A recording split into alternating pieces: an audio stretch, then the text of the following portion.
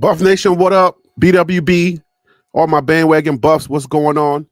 Welcome to this special edition of, well, I would just call it the special Juju edition of TLP Sports Club Live.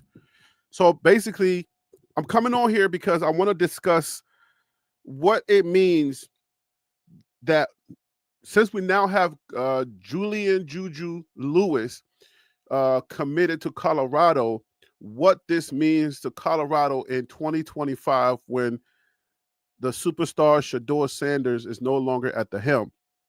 I want to talk about that. I want to give you some information. I want to give you stats. This is unplanned. It's a pop-up show. It's a special edition show. I did not get to go live or talk about it when it happened some hours ago. But now I have the time, and I want to go ahead and give the constituents, the BWBs, all my bandwagon buffs, the TLP members, and everyone that's out there that supports TLP Sports Club. I want to give you an opportunity to sound off. I know you've probably got, you've got the information already.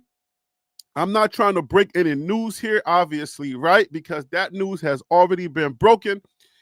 I just want to talk about what this really means. I want to put some numbers to it.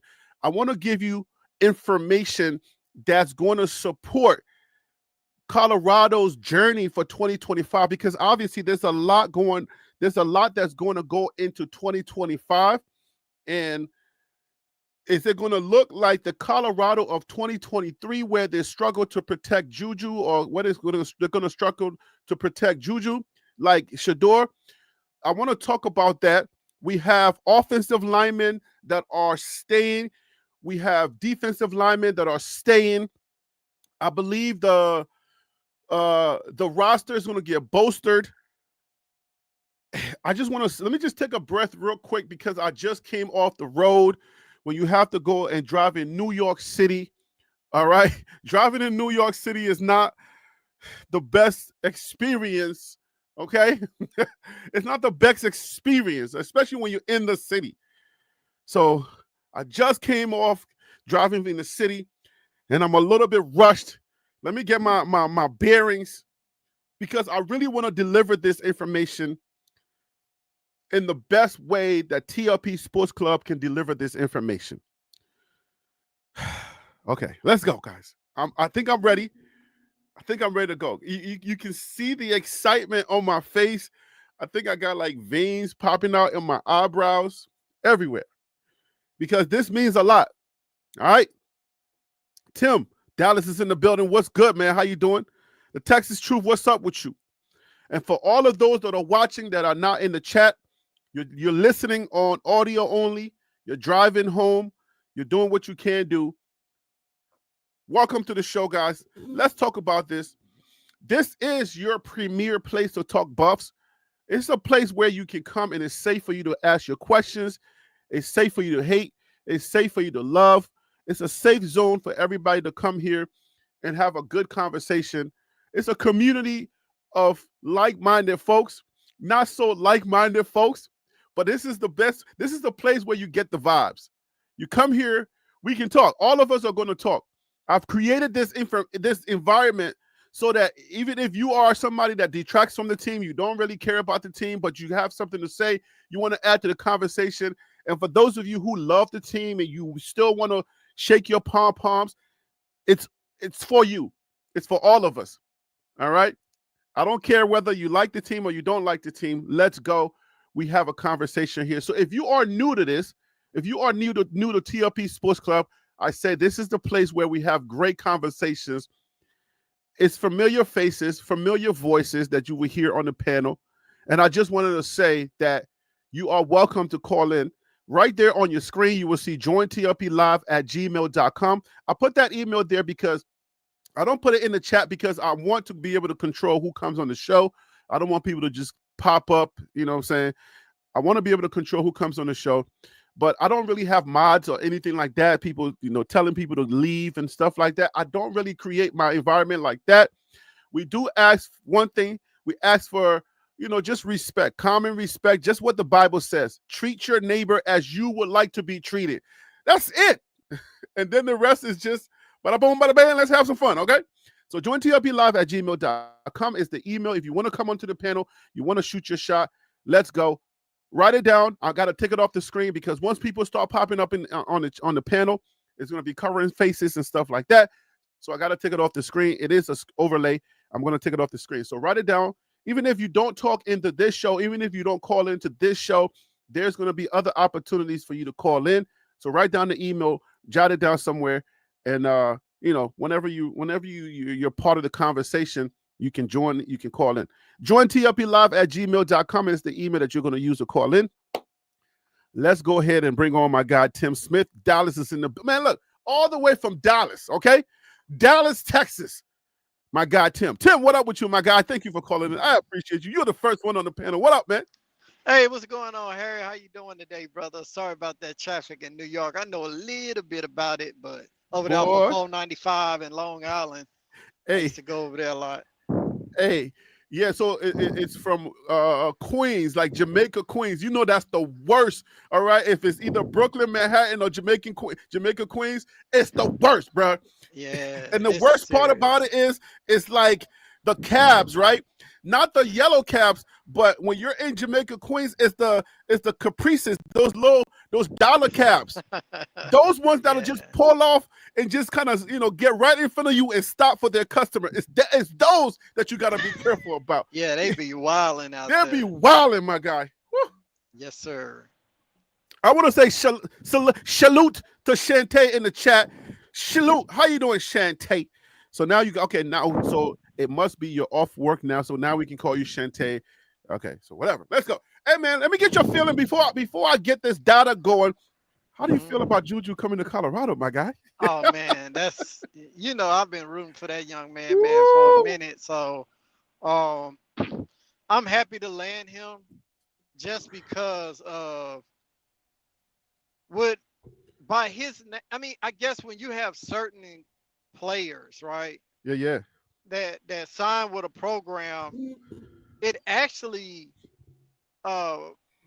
sometimes bring on other players that have a desire to play with that athlete, because even though they may not go to the same high school or play against each other in the same state, they do meet in different camps across the United States, from Pee Wee all the way up through their high school journey. So, they establish those relationships, and you have a lot of guys that say, man, I would love to play with you, man. Hey, I would love to block for you, or I love to catch a pass from you. So by having him, man, that's a great pickup. Not only that just says a lot about everybody in the media on this Coach Prime notion of him possibly leaving, which I don't believe that at all. Let me take my hat off on this one. Let me just set my hat to the side. Let me just show y'all my gray hair.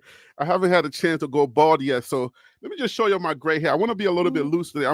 It's a little hot in my studio right now because, like I said, I just got out the car and I came straight. I ran straight to the studio. So let me go with the hair a little bit.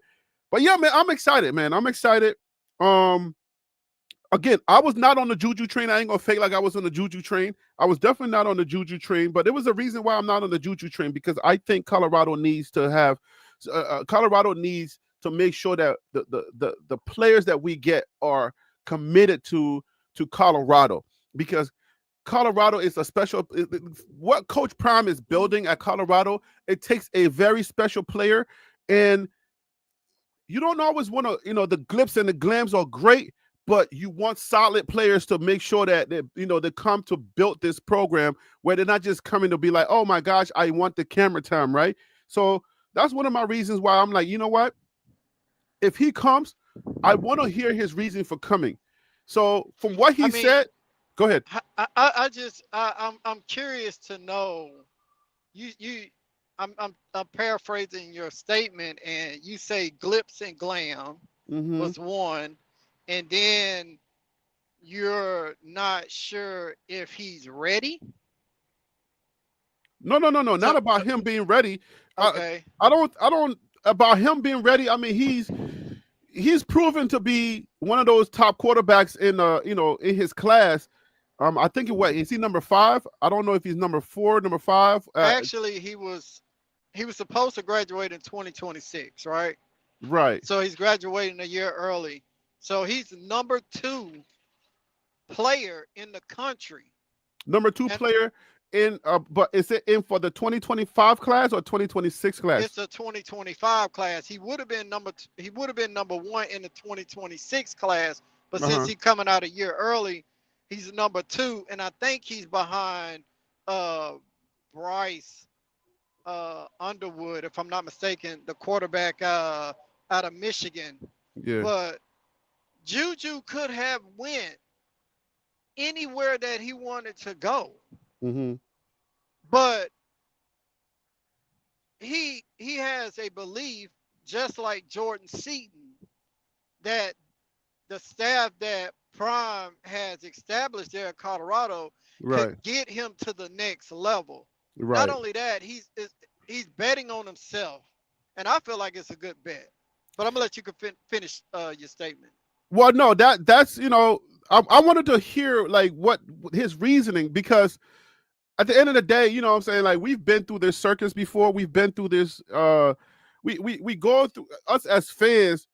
We throw all of our eggs on in one basket, and we're like, yo, we about to get this, and then when it doesn't happen, then it's almost like a letdown. But I wasn't trying to put myself in a place where I'm like, okay, I'm going to be let down or anything like that. I know that he was one of the top quarterbacks, and I know that Coach Prime is good for snatching from the arms of whoever is in play. He's good for that. So we've done that on this channel. You know that I always cheer for that. But then what happens, right? Last year, when we've been here, 2 years now, you know what happens when it comes certain time of the season, and then the chips start to trickle down, the chips start to fall. This person is decommitting, that person is decommitting, and I'm like, I didn't want to set myself up for that again. So I was not on the Juju train for that. Now, Mm-hmm. am I excited for us to get him? Absolutely. I'm absolutely excited. So that's why I want to talk about what this means for Colorado. And for that, let's talk about the offensive linemen that are going to be protecting him. Let me go ahead and start with that. Let's talk about the offensive linemen that will be protecting Juju and that will be here, that are staying here. So let's go through through our offensive line. So now the only thing is, I don't know if Colorado's website is updated, and like, do they give you their year? You feel me? So for some reason, for some odd reason, these websites are not updated. So Justin Mayers is, and also I wanted to see how many snaps like these guys are getting. Is Justin a starter, or did he fall back? Uh, I think he's in rotation. He's starting, and he's in heavy rotation, as well as Khalil Ben. I think Khalil Benson started last week, Mm-hmm. if I'm not mistaken. Um, but he's in heavy rotation as well. Okay. What year? What? Okay. Do this show the year? Khalil Benson, this is his last rodeo, if I'm not mistaken. What about Uh, Justin Mayers? I think this is last year too. Oh, there you go. Class is graduate student. Okay. So he's done. Yes. Okay. He's done. All right. So I wanted to make sure I can get the starters. Let me see here. Well, you got two freshman starters that still have 2 or 3 years left to play, and Jordan Seaton protecting the blind side Mm-hmm. of the quarterback. Pretty much he'll be protecting the blind side of Shador this season and Juju next season, because both of them are right hand quarterbacks. So I feel comfortable with Jordan Seaton on that left side to know that. Eh, Go ahead. You, I'm sorry. You you gonna say no, something? you no, you got Jordan Seaton and you got Cash Cleveland. Yes, both of them starting, at one at center and the other one at left tackle. Right. So those are locked in. Right. But I want to know who else we got coming in. But also at the end of the day, Colorado has to go out and get more linemen to make sure that that's not it's not going to be a position that we you know what I'm saying, that we fought to that we kind of like slip back on. Because yes, we got the two freshmen. They're starting now and they're playing well. Mhm. Hold up. Where am I at? Where am I at? Come on. And we could take into consideration that they're going to get bigger, they're going to get stronger, they're going to That's get right. better. What about Philip Houston? Like, is there a place I can go get snaps? I want to know if I can get like how many snaps they've taken this year. Because at the end of the Philip Houston, you'll have to go to stats and is player the stats. ESPN's player stats? Yeah, you can look at ESPN player stats, and they'll have a breakdown of the team from a whole and player individually. Yep. So okay, so we're gonna do that. Okay, so Colorado is gonna be bringing back. I would say, we're losing a few. We're losing a few linemen on the offensive side and on the defensive side. Correct. So right now, Colorado's offense, with Shador and the I would say the wide receivers room is probably like the glue or the thing that kind of like makes Colorado so dangerous. Would you agree to that? Yes, I would agree with that because they are pass heavy team. With the addition of Juju, you add Juju, it's almost like you're kind of like getting another Shador, who's also a what we've heard, what we know about Juju is that he's really precise on on ball placement, and he's really accurate with his passes. So you're almost getting another Shador. So I don't see too much of a fall off when it comes to that part of the the team. Mm-hmm. Right? Okay.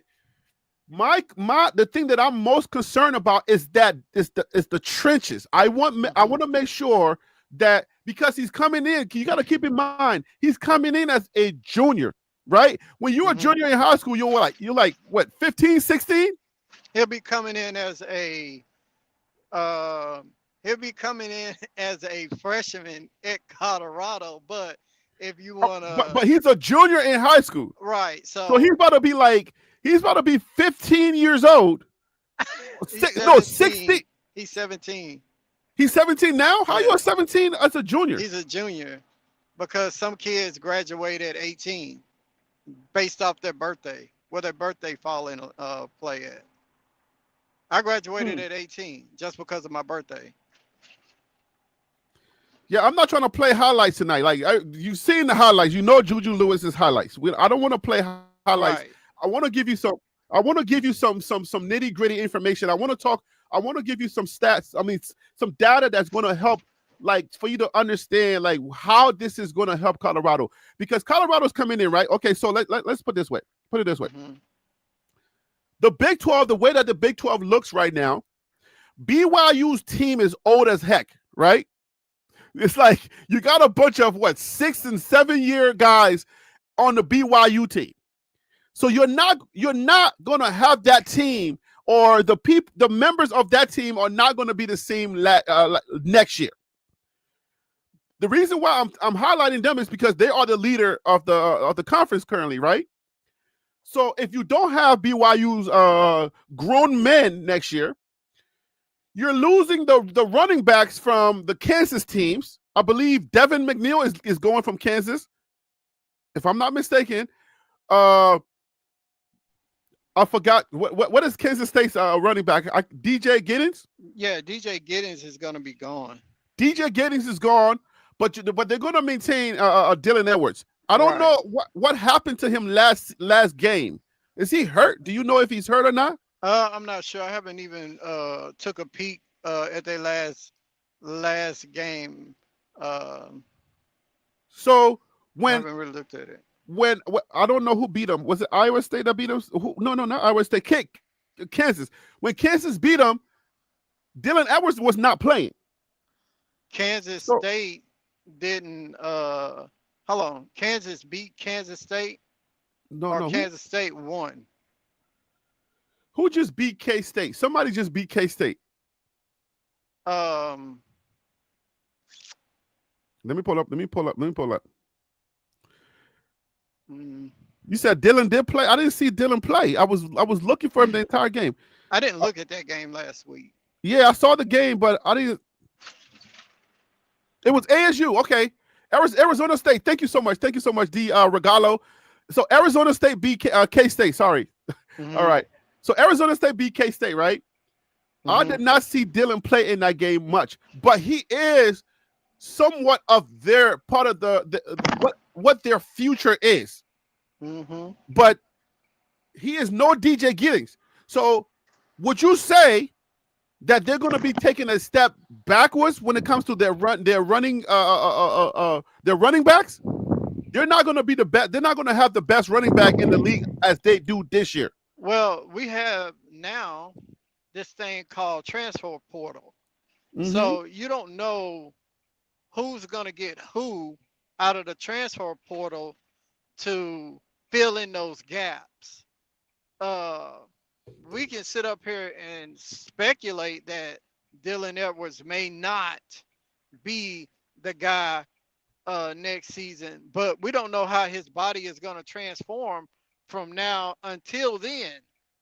I would say, regardless of how his body transforms, right? Mm-hmm. Do you look at his running now the past couple of years with Colorado and now with K-State? Do you look at his running and say he's a DJ Giddings caliber? No, he's not an every down back. Okay, so that's what I want to highlight. That's the highlight, right? To say, okay, at the end of the day, if we're looking at the data, right? Mm-hmm. If we're looking at the information, we know that every team is going to be losing their key players, the people that are making them what they are this year. We're losing Shador, we're losing Travis Hunter, we're going to be losing a couple of guys on that defensive line. Chettle's gone. We're losing the two linebackers, or maybe the three linebackers, because I think we're losing.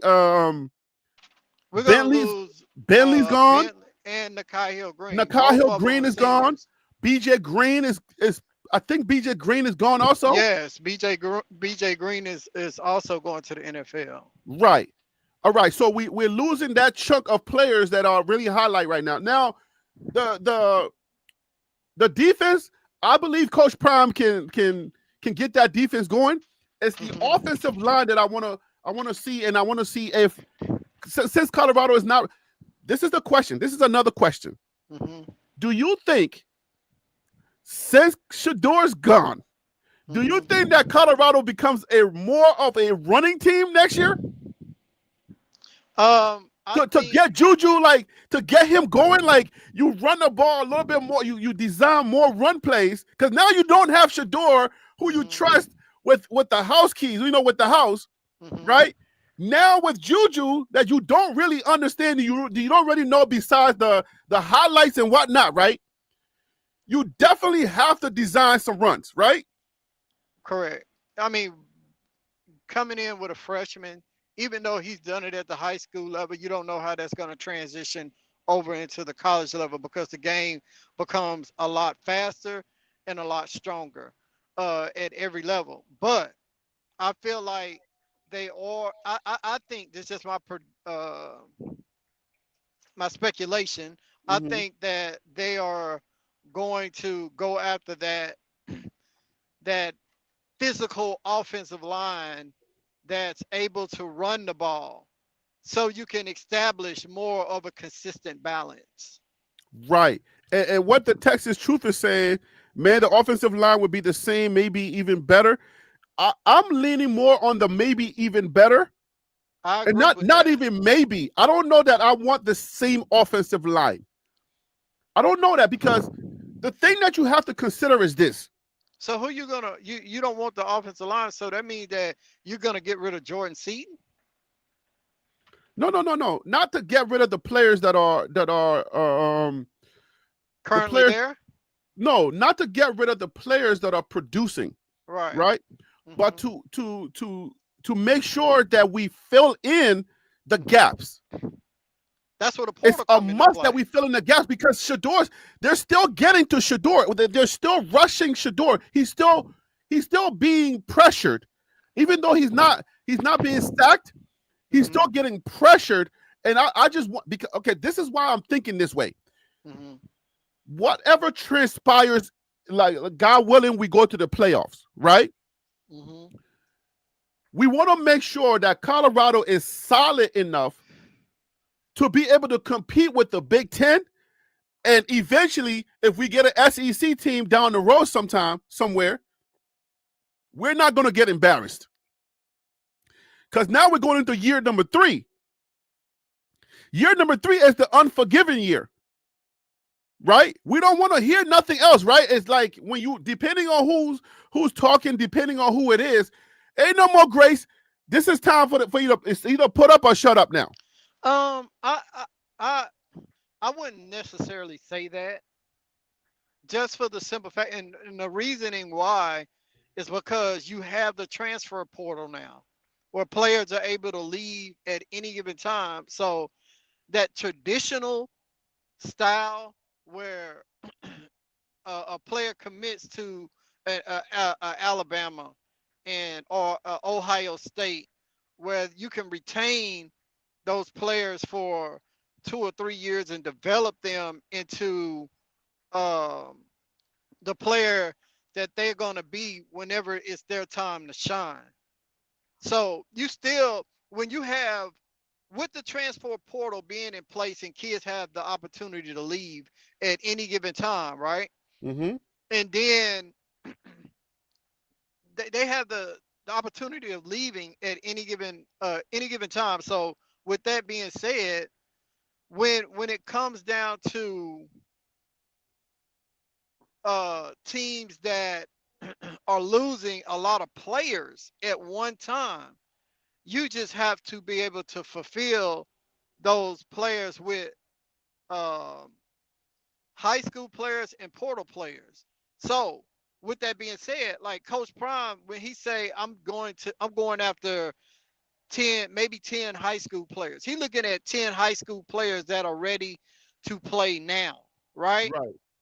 So some of the players that came to that Utah game, some freshmen out of IMG, like IMG Academy is one of those high schools that are plug and play players. It's a college. It's a hub for college for football players going to college, basically. Well, all high schools are that, but what I'm saying, Not all high schools. well, I mean, well, what IMG I'm is on a well, whole nother level. they Like you on a just whole nother level. But what I'm saying, all high school players are trying to get uh to get picked up by a college, to get that letter asking to come to their university. But what I'm saying right, is IMG have plug and play players.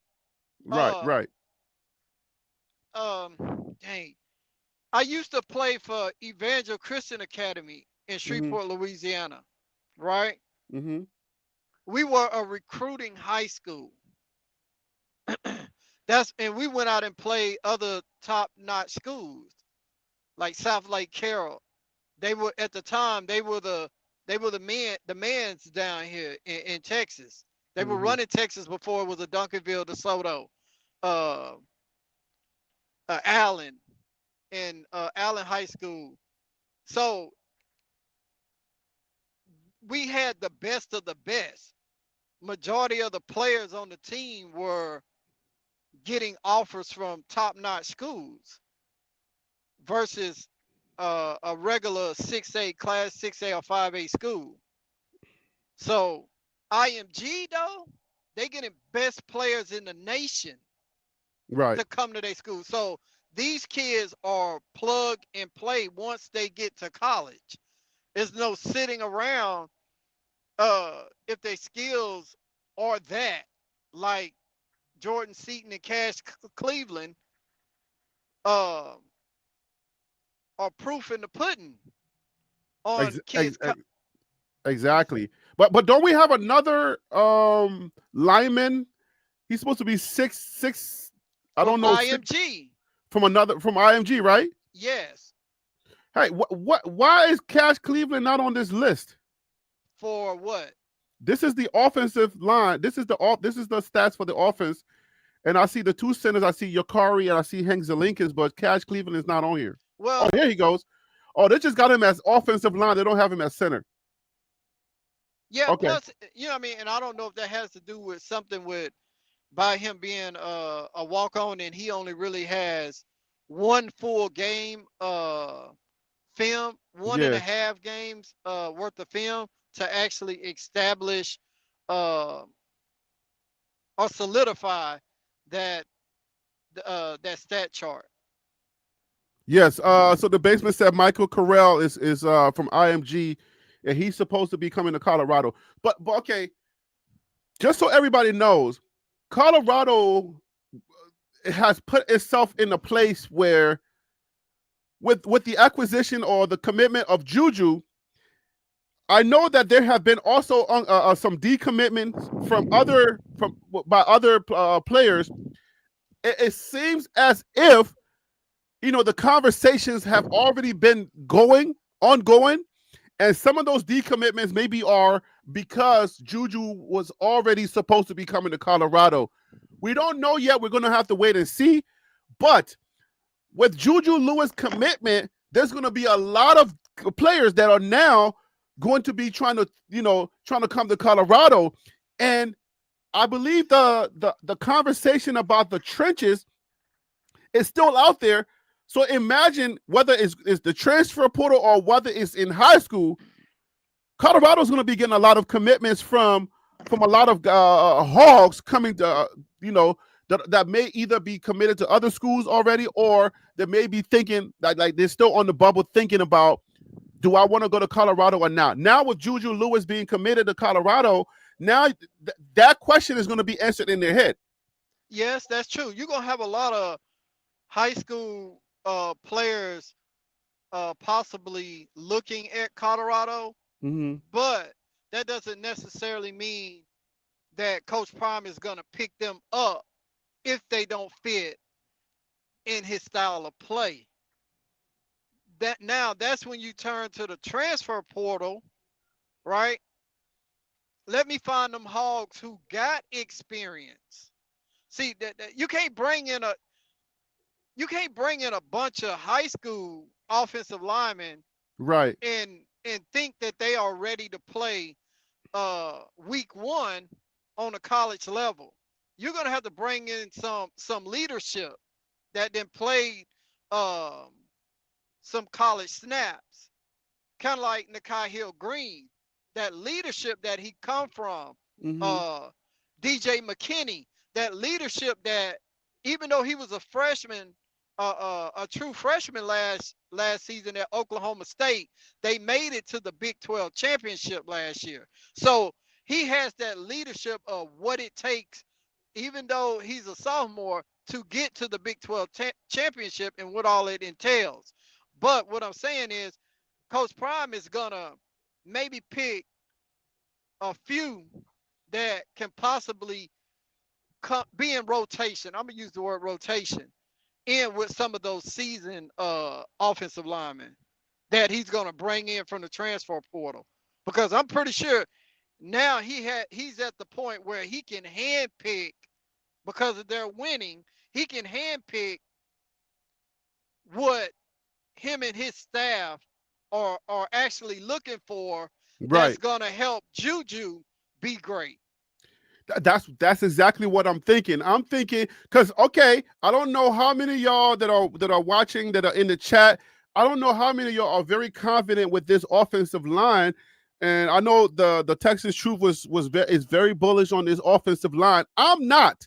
I am 1,000% not bullish on this offensive line, with the exception of a few key players. Maybe based on who's leaving and who's staying, I like the two freshmen. They're doing very well right now. But I feel like I want Colorado to be able to compete with anybody in college football. I want to be able to catch another Big Ten team and embarrass them. I think going into the 2023, going into the 2025 season now, with Coach Prime's third year, I think it's time for us to give Coach Prime what he wants. Coach Prime, what do you know from Jackson State? Coach Prime wants to dominate and embarrass people, right? Isn't that his MO? I think so. The only way that I see that happening is with a dominant O-line and a dominant D-line.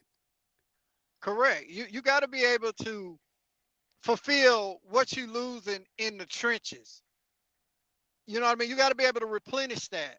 Right, So, exactly. With being able, and how I feel like he's going to replenish it, he's winning. If they make that That's Big the 12, key. if Right. they make that Big 12 championship, and once they win it, the floodgates are going to open.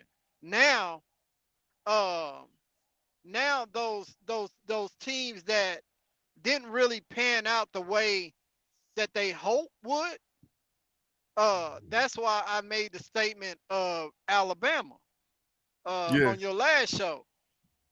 Those kids are watching Colorado. That's the thing. Coach Yes, they Prime are. has set the stage for all the world to watch. Man, this is a good time to be a Colorado fan. I'm to telling you. watch Colorado, because you know, I don't mean to jump off subject real quick, Harry, but a lot of people say in the media, the Stephen A. Smiths, and they just sound crazy that Coach Prime going to go um to the Cowboys. To the Cowboys or the Yeah, Florida State. yeah. Yeah, So yeah. I look at it as, okay, if we see I don't know, I guess I look at things out of different lens, but if he's going to talk to Jerry Jones, people going to assume that, oh, they may be talking about a deal of him being the head coach for the Cowboys. But I look at it as the Dallas Cowboys are America's team, right? Right. People wear their jerseys in every state, right? Every single Okay, state, even in New York. even in New York, even in DC, I've Mm-hmm. seen it. So Yep. what I'm saying is, Coach Prime may be saying, "Hey, how can I be the first person to make Colorado American team if he had a desire to stay there long term?" Hey, but Colorado is already America's team. Exactly. So with that being said, what I'm trying to say is, Uh-huh.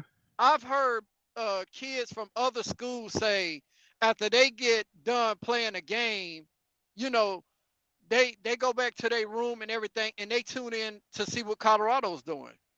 So that means that, to me, the mind's letting you know they have a interest. Yeah. So you speaking facts right now. yeah, Facts. you have Straight facts right now. you have an interest. So now Coach Prime have all these players lined up in front of him. I want him. I'll take him. I'll Hey, take him. do you think Prom is like like a kid in a candy shop right now with with, I feel like that. That's big facts, man. We've been saying this on your show though. yeah, If no, Coach Prime wins, we have. that's gonna open the floodgates. That's going to open up the floodgates, and that's what they didn't want. That they didn't want. I wanted to let me just say what RCH Incorporated just said. He said DJ Lundy is trying to get back to Colorado. I just found out to be funny. I had to highlight that. While you were talking, I was thinking about that. I was like, it's very interesting. So let me bring this up. Since he says that, let's bring this up. I think a lot of the reasons why some of the young men decommitted. Remember, we talked about retention, right? Retention is something that USC, every team has a problem with retention. Something about winning helps your retention capabilities, right? Colorado is now in the driver's seat to really put a stamp on college football, because Colorado goes and meets Ohio State somewhere, or meets Clemson, or one of these teams, and not only play well, but let's say God willing, Colorado beats them. or Texas A&M, right? Colorado plays well or beat them.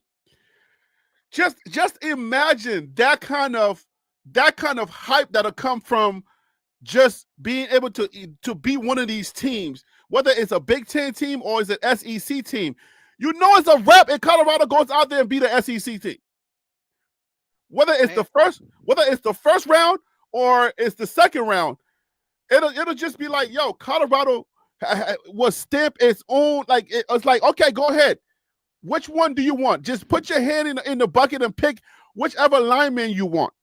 It'll set the internet on fire. And when you talk about retention, right, a part of that retention is going on now. Yes. And I feel like hey, let me just get this out because my brain is I might forget. The fear that we had with players leaving, all of that stuff was caused by the clown emojis. You feel me? The players that left and that was just like, okay, let me phrase this the best way I can think of it. The issue that we had with players leaving, it was because of the clown emojis, how people were perceiving Colorado football to be, where we were talking about, remember one point in the season, we're talking about there's too many cameras. I mean, we were just starting to just grasp for anything that, that would just give us, that would just make us make sense, because this person was decommitting, that person was decommitting, DJ Lundy was decommitting, like people that we felt like the whole, how Colorado never really caught anybody from the Nick Saban situation where people jump into the transfer portal, and we were just hoping, crossing our fingers for at least one or two of those guys from the trenches would just jump in and come play for Colorado. Now I feel like that's not going to be a problem for Colorado. What do you think? I said it last show, and that if Alabama doesn't make it as far as people or the team, I guess, preseason wanted to, then those guys are going to jump in the transfer portal. I feel like the only reason a lot of them didn't jump this time is because Nick Saban behind the scenes said give him a chance, give this coach a chance. But if he doesn't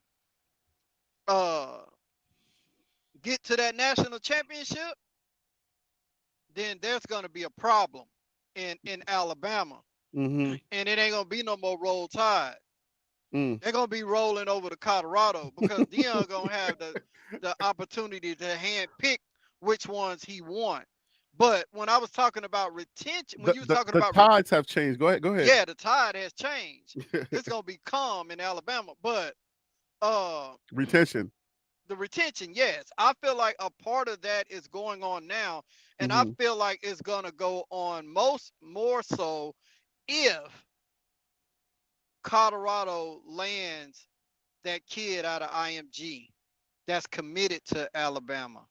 That 6'6", I think he's a interior lineman. I heard he was 6'7", but it could be one of those he's up urban there. myths. Yeah, I mean, he'll be 7 feet before we're all said and done. Exactly. So, but that retention, I feel like Prime is building the team with the college, with the high school recruits, but those high school recruits have to be plug and play. So George Seaton, Cash Cleveland, they still have 2 to 3 years left. Now I'm gonna bring in more IMG. People always talk about that pipeline from IMG to Colorado. Now, if you got, just think about this. If you got a whole offensive line, that's IMG players, bro. Yo, that's gonna be scary, bro. That's what I'm saying. Hey, let's address this. What DC is saying real quick, because I think Coach Prime addressed this, and I think this is something that people talk about, but I think Coach Prime had the best answer for this. I don't have the clip. I wish I can find the clip.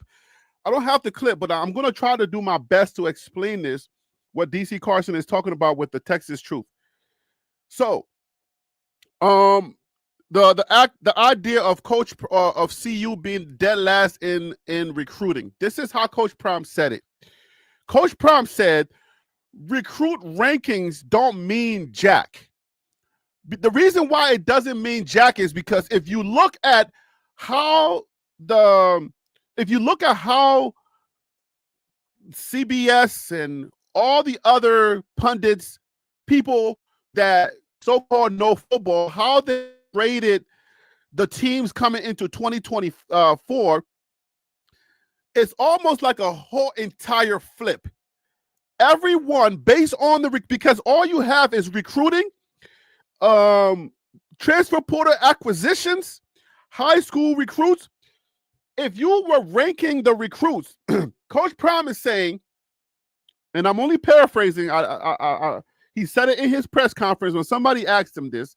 Coach Prime said, it really don't mean jack because you can be ranked in recruiting and it doesn't show up because now you got the transfer portal and you got kids who are jumping for money. It doesn't really mean much because at the end of the day, what transpires during the season, like Coach Prime and his team being ranked number 1 right now in the Big 12, this is what matters most than being ranked in being high in recruiting. Because if you look at Coach Prime and his recruiting, they were not ranked high at all. So they have no business and no reason being where they are ranked right now. BYU was not high in recruiting either. All right. Arizona State, all of the leading teams that are in the Big 12 right now, they were not ranked high in recruits. If they were number 1, 2, and 3, they would be ranked higher. But all of the teams that were at the bottom are now at the top and leading the Big 12, and some of them are ranked in college football, and all of your teams that were ranked number 1 in recruiting, they're nowhere to be found. So being ranked according to Coach Prime in recruiting, it don't mean jack. It don't mean jack. And this is not my words. This is Coach Prime's words. All right? Recruits ranking don't mean jack at all. It doesn't mean anything. That's I like the way that Coach Prime said it.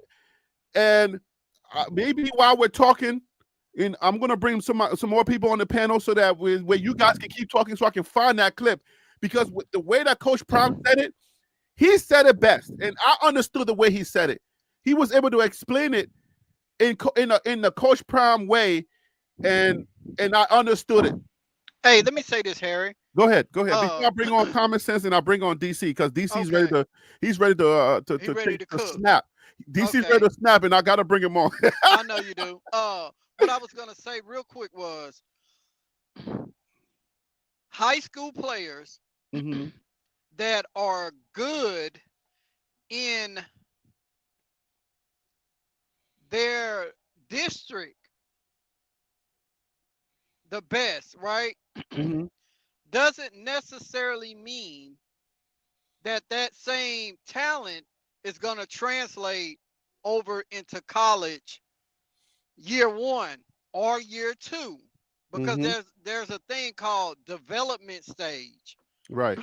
Right? Players coming out of college going into the pros, regardless of the sport, the game gets faster. It doesn't necessarily mean just because you was good in college that you're going to be good in the NFL or the NBA. That is true. And we know that for sure. A lot of guys who were number 1 in college, they go there. You can look at all the quarterbacks who were number 1 and they go to the NFL, and it's like, huh? Look at Penny. Tim, what happened to your audio? All right, so Tim, hold the line. Your audio just went. Let me bring on Common Sense Buff. Common Sense Buff, what up, my guy? How you doing tonight? I appreciate you calling in, man. You might have to unmute if you're talking. Hey, what up, Harry B? How you doing today, man? Man, I'm doing great, man. God is good. God is good all the time. God is good. Look, we got Juju, and it's an exciting time. I had to pull up. We got a show tomorrow, 11 to 1 o'clock. We're going to go into more depth. I'm going to have more time to do more, to bring more data. I just had a pull up tonight. But let me get your thoughts before I bring DC on. Let me get your thoughts on this Juju situation. Man, this is what college football has been afraid of. And that's what they could use Coach Prime's 4-8 season to try to talk a lot of these recruits who may have come to this school regardless of the record because they realized what kind of platform Prime had before they had the record, right? So first it was like, oh, yeah, that's a joke, right? That Colorado's a joke. You don't want to go to a joke school, do you, right? And then the next thing was, oh, Colorado is all about clicks, right? You ain't playing for clicks, are you?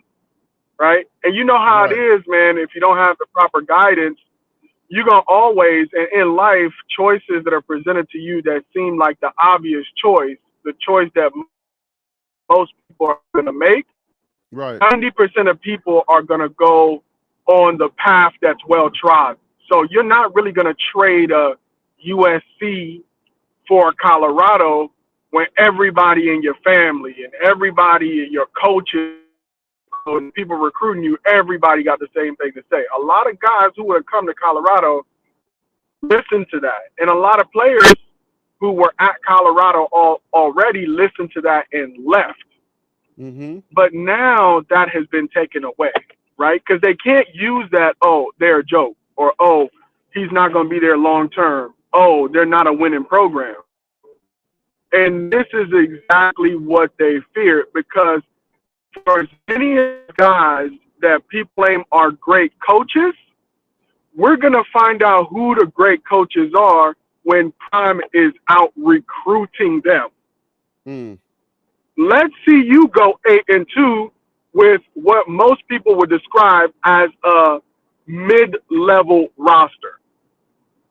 Yeah, it's easy to go undefeated and go to the championship every single year when you got 5 stars at every starting position and all of your backups are 4 stars.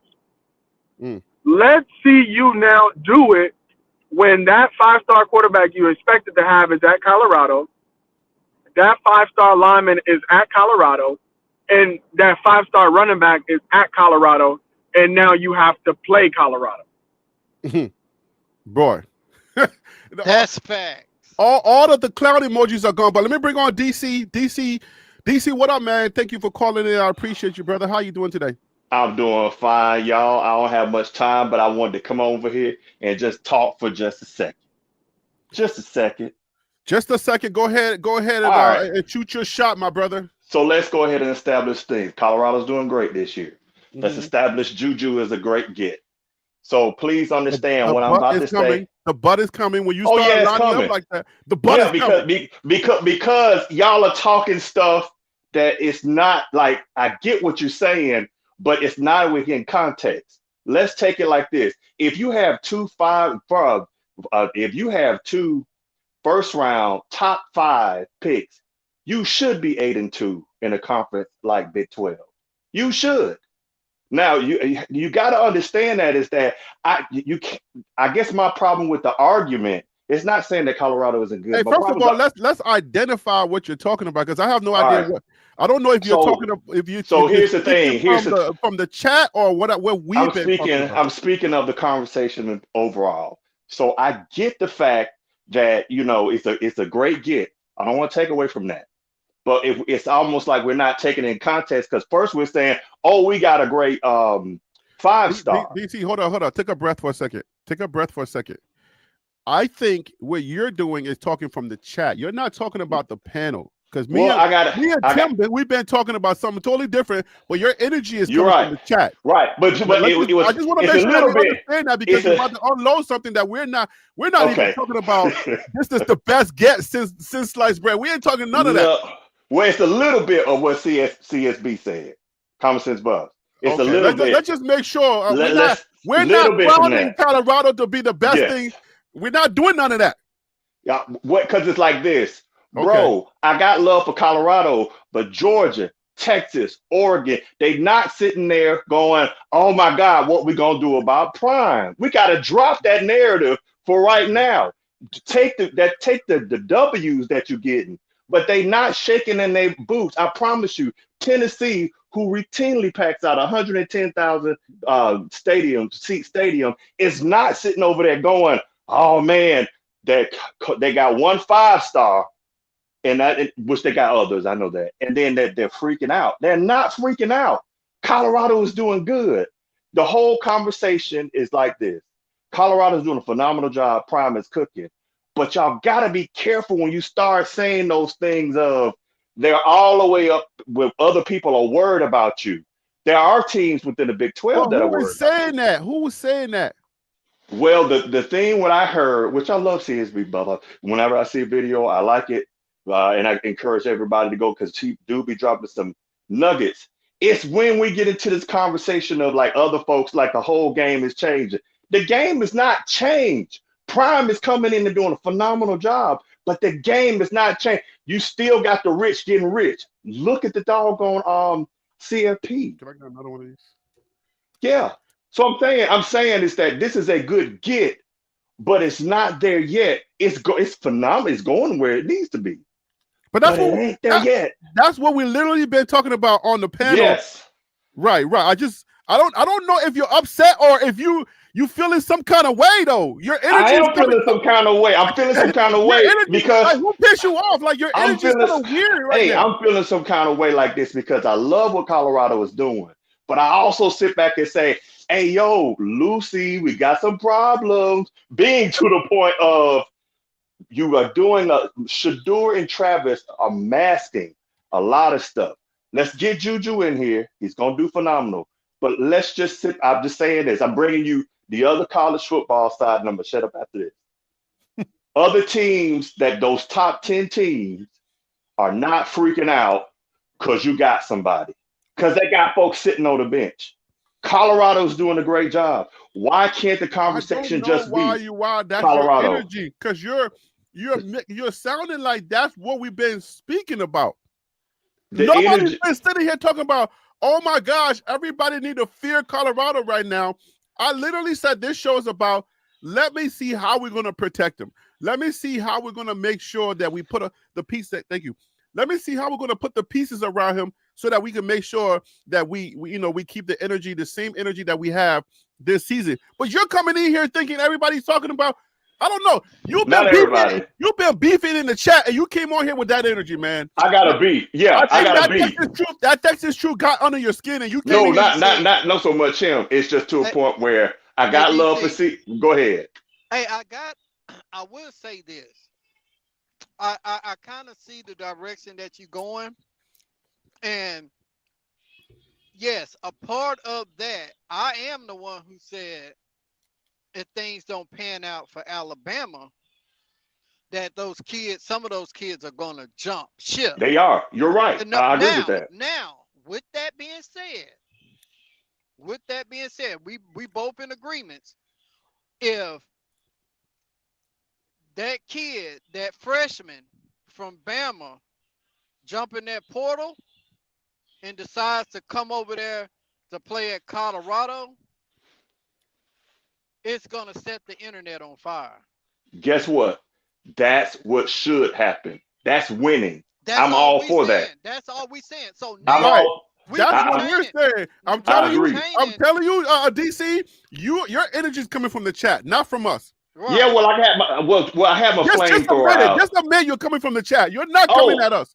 Oh yeah, it is. I gotta have my flamethrower out there for it because I get to make sure that we got that. Yes. We got that clear. Because you know one thing that this show does not do is to start flexing when we get recruits. I stopped doing that after year number 1. Yeah, because Harry, it's like this. I'm sitting up here hearing the things. We got this, but then just you know what? You know what I'm gonna do? I'm gonna turn my. Go ahead. Before you turn your mic on, I love it. Hey, let me ask you a question. Go ahead. How many of these things have you read today? I just want to know before I bring on Phil. I bet you bet how many shows you've read or how many comments, because I know that you're good for this.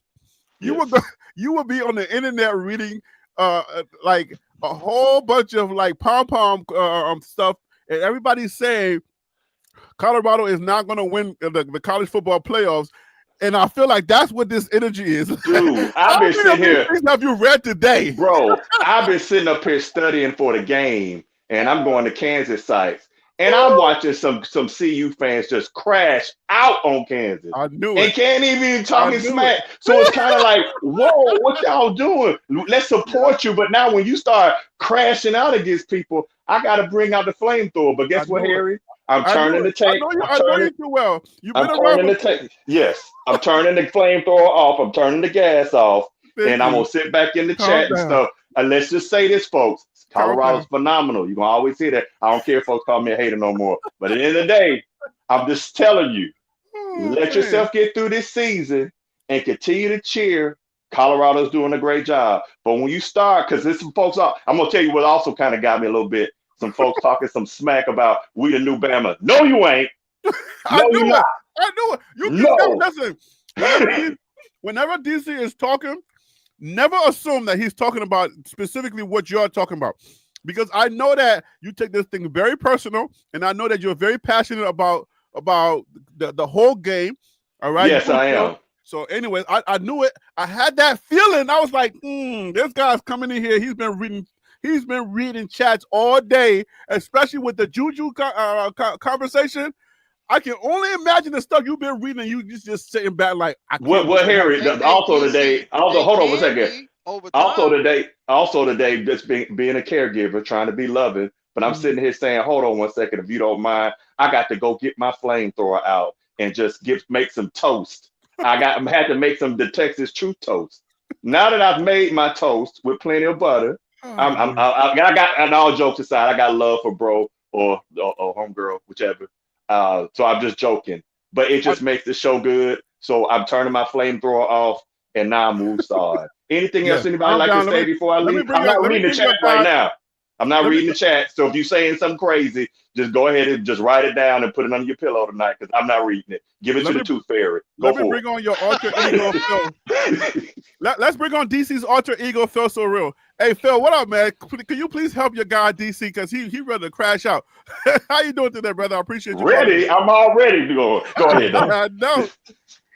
What's good, people? Boy, What's good? He came in on fire, boy. He was ready. I was like, wait. Nah, I mean, Go ahead. I understand what DC is saying, but that ain't the energy I'm on right now. Thank God. This is a great get for Colorado. Like I've said before, back channels, so I think now Juju is going to be your number one recruiter. And I think in some ways he might be able to get you a guy that is not necessarily on everybody's radar, that could come in and be like how Cash Cleveland was or is this year. That guy that just kind of come in and is able to be scrappy and find his way and end up being the starter midway through the season and really make an impact on the team. So this is big for Colorado. Deion is always able to get one big fish, in the cycle. Hopefully he can get him maybe two or three more big fish and really get this thing rolling. Last thing I want to say as far as the transfer portal, because we know, I think it's what the 40-40-20 situation. We got to pay attention to the transfer portal because that will be going on while the playoffs are going on. And with Colorado likely winning out and being in the playoffs, I just want us to be mindful of all teams, but specifically Colorado because of the channel we're on, how teams are able to manage the roster with seeing who's in the portal and possibly even having guys decide to go into the portal that are on playoff teams because they know they're not going to, get a chance to be a starter and they need to go ahead and get into the portal before those spots get taken. All right, so let's just clear this up. The Texas Truth is a guy. He's not a girl. All right. I think. I don't know, because Prime Effect 101, I was saying, dude, I'm finna get you. And then I found Shantae and I had to change, even though she's still getting the smoke. But the Texas Truth, please understand, this is all just friendly football banner. Right. Like that's why I had to calm down DC, because I knew that he was already on something where he was coming in here. So anyways, look, let's put some information out, because this is just a pop-up show. I ain't trying to take all the juice out of tomorrow's show from 11 to 1 o'clock, guys. So please mark your calendars. If you think that right now is good, We're gonna have a better show tomorrow from 11 a.m. to 1 o'clock. Hopefully, I don't have to change it, because of my new job. You know what I'm saying? I had to go back to the workforce. That's the worst. I thank God anyways. Okay, so I wanted to do this. On your screen, if you are watching over audio, I'm going to try to do my best to just describe what you're seeing. But on the screen, you guys remember we had a conversation. This is how they had it for. I'm going to give you an opportunity to clear up this whole thing that y'all was talking about. There's recruiting thing that y'all was talking about, because being ranked, and I want to hear Phil on this one as well. Phil, I want to hear your thoughts. Being ranked in recruiting, like what it really means, being ranked. But let me just give y'all this. This is how CBS Sports had the Big 12. You see Utah, you see Kansas State, you see Oklahoma State, Kansas, Arizona, Iowa State, West Virginia, UCF, Texas Tech, TCU, then Colorado at number 11, all the way down here, all right? Baylor, BYU, Cincinnati, Houston, Arizona State.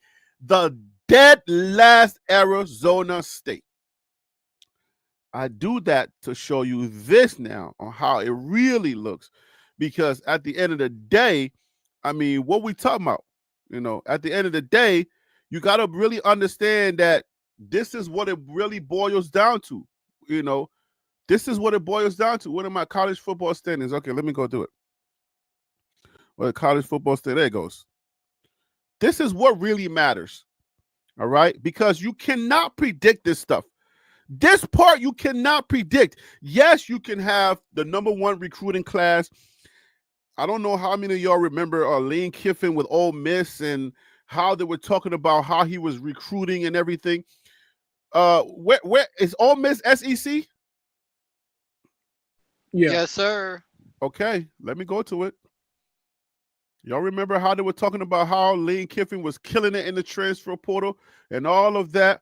Ole Miss is 1, 2, 3, 4, 5, 6.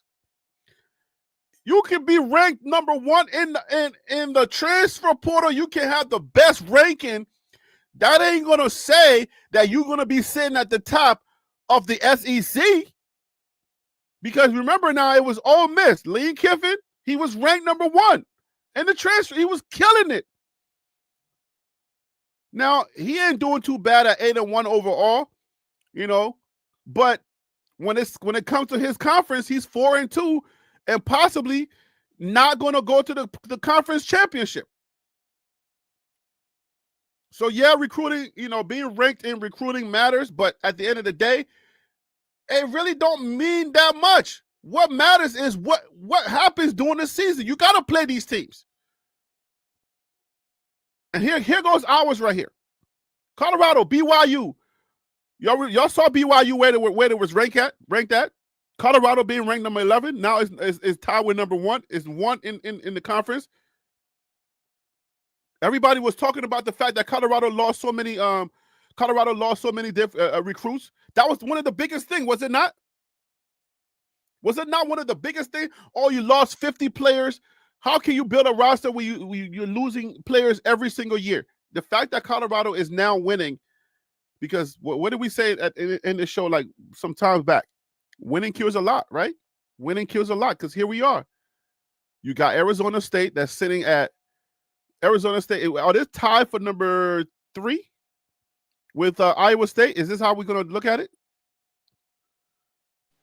Yeah, you can say that. You can say that would be tied for 3rd. So they're tied for 3rd. I mean, technically 2nd, but it would be 3rd because, yeah, we'll just say 3rd.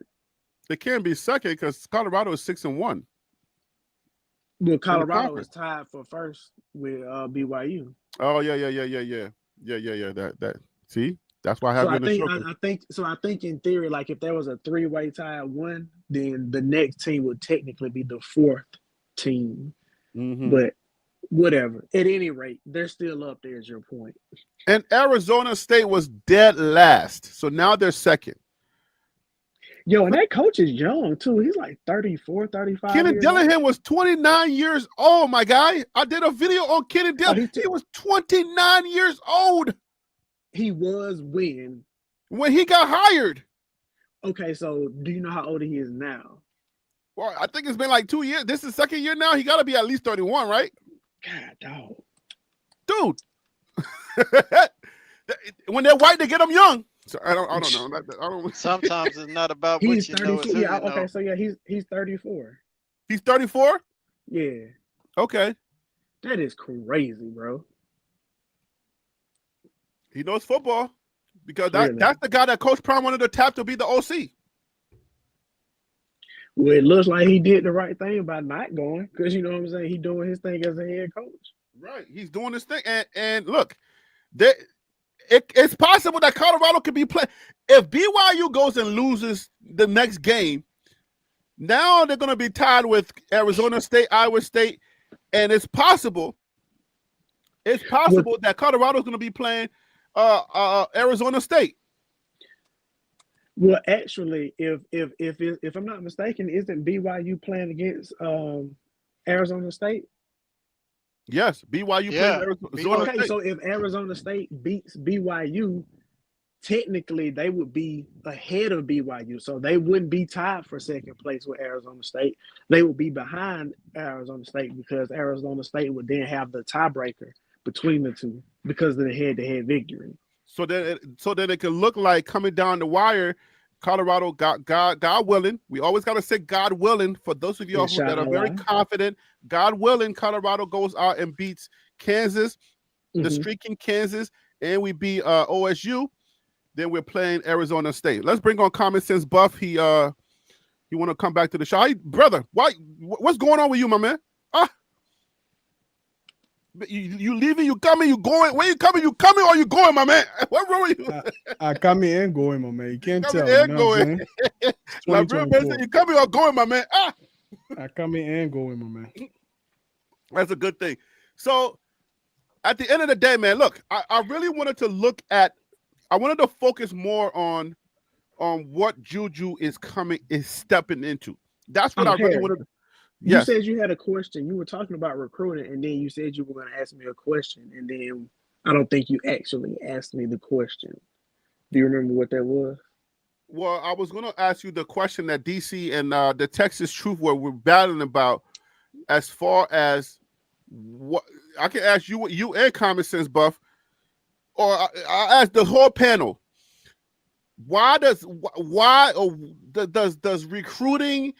Being ranked in recruiting, I kind of gave my case, but y'all can give a case too. Why? In what sense would it matter? Like, where does it matter? Recruit ranking. So I'll go ahead and take that real quick. So it does matter as far as like the longevity of your program, because I think it kind of shows you over the course of 4 years, like a whole recruiting class, the level of success that class is able to have. Because if you look at a person like Nick Saban, if you went to Alabama, you are guaranteed to win the national championship if you stayed there all 4 years. So that means every recruiting class won the national championship that went to Alabama, except for the one that didn't win one last year. That would have been seniors. So while it's not an exact science to say that if you're number one, you're always going to win the national championship, because that's not the case, but it does usually show the level of success a team will have. And the last point I'll make, specifically for national champions, they have something called the blue chip ratio. And I believe it's when 50% of your team is made up of 4 stars and 5 stars. And going back to the BCS, every single national championship team or a winner has had a blue chip ratio of 50% or higher. So there is some signs to support level of success based off of your recruiting class.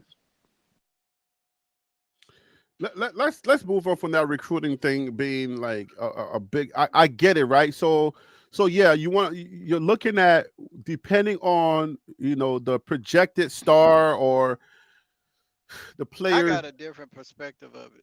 Yeah, let's get that perspective, and then I want to move on. I want to talk more, because I don't know who just said it. Like, I'm not saying anything right here. I want to focus on what Juju is stepping into. That's where I want the conversation to go. I'm not breaking news, like I told you guys. I'm not here to break news.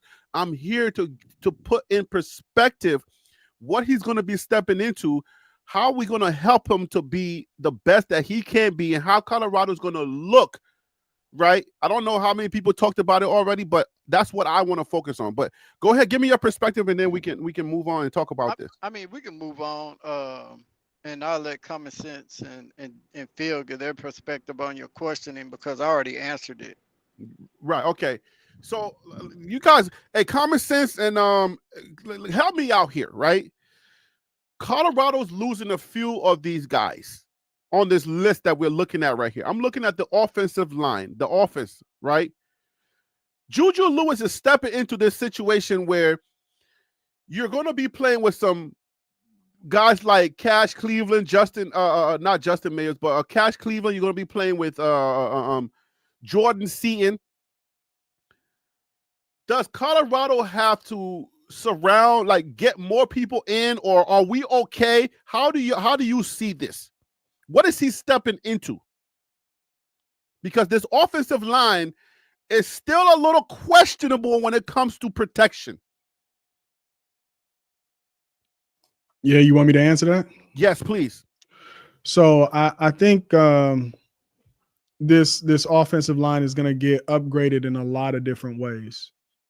I think they're going to bring in some more freshmen. Don't be surprised if you get a commitment coming right after this Juju commitment from Carday Smith. Don't be surprised if they get that kid from IMG who's so highly touted on the interior line. And don't be surprised if Prime puts together a ready-to-play line today from the transfer portal. I think those are probably questions that Juju had. Those are definitely questions his dad had. Yeah. And I think they probably had some agreements about what needed to be done so that he could make that commitment final, right? And I don't know how much of their playbook he was shown, but I'm guessing sometimes if you want to sign the right guy, you're going to show him a little bit into the future, and maybe he just really liked what he saw, right? Okay. Good I'm not saying that coaches can recruit outside of that transfer portal window, but trust me, just like they didn't pay NIL before NIL, and we know they were paying NIL, there are coaches who are actively recruiting and have their eyes on players outside of the transfer portal. He probably got a glimpse into what the future looked like around players who wanted to come to Colorado and block for him, and I think that was one of the reasons why they were able to seal this deal. Who do we replace on this line? Do you feel like, and Phil, I'm coming to you next, so get your analyst hat on. Who do we replace on this line? We got the Cash Cleveland that's doing really well right now. Do we bring in another center to compete with him, to make him, to keep him honest, to say, your job is in jeopardy because we have to. If we're going to be a championship team, do we scare Jordan Seaton a little bit and say, listen, man, your job is also in jeopardy, and you have to do that if you want to be a championship guy. And say, listen, man, he's going to need some help. Who do you see us replacing or filling in the gaps with? So I think it seems like Dion doesn't necessarily guarantee spots to people, but I think at the same time, we know Jordan Seaton's going to start next year. If Cash Cleveland ends the season starting and burns his redshirt season, he's going to be a starter, next year as well. And then you just kind of just have to look at, who's going to be returning. Is Jakari Walker coming back? Maybe he's a guy that can kick out to guard.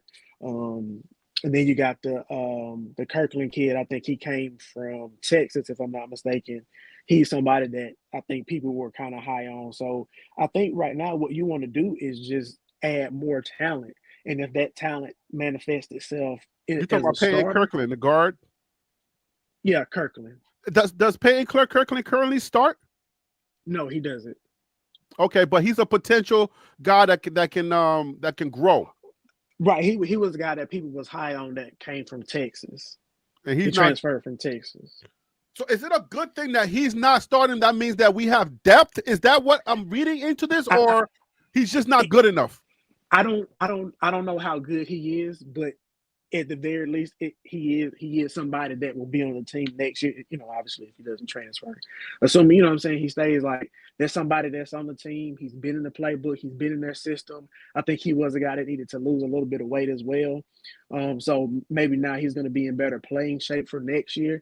But to finish my point, you just want to bring in as much talent as you can, and if it manifests itself as a starter, that's great. Or if it manifests itself as somebody that's going to push your starters to be better, push your starting defensive line to be better, if you're on the scout team, great.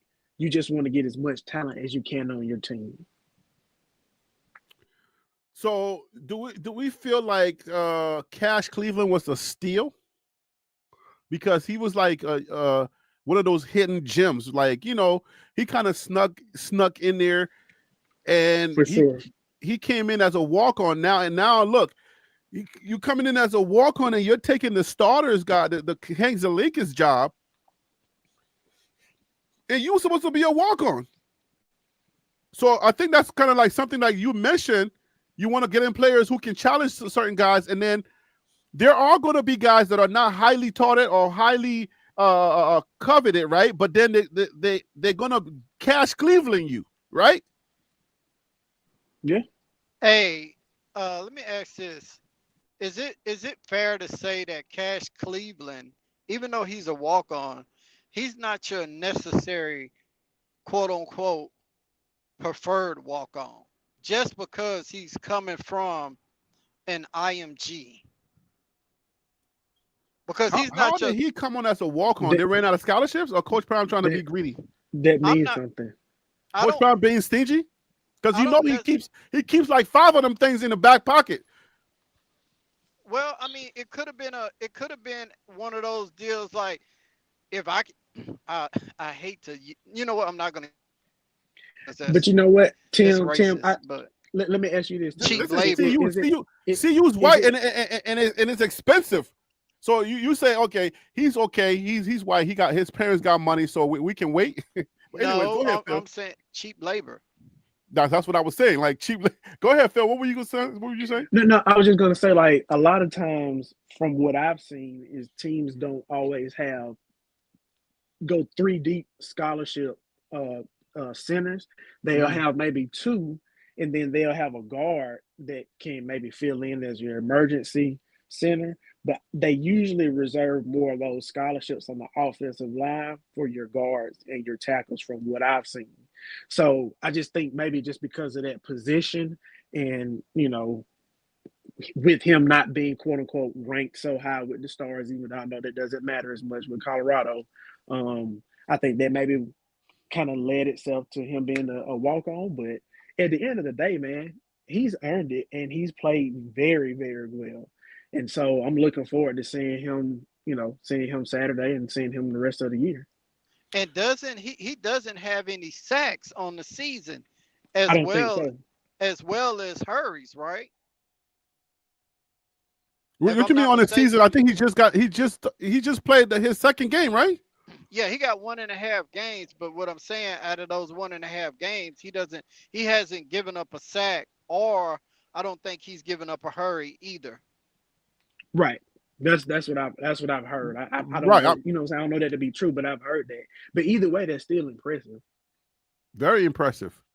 So, with the guys that are coming back, right? Anybody can answer this question. With the guys that are coming back, Colorado. Let's say Colorado is not. This is a hypothetical.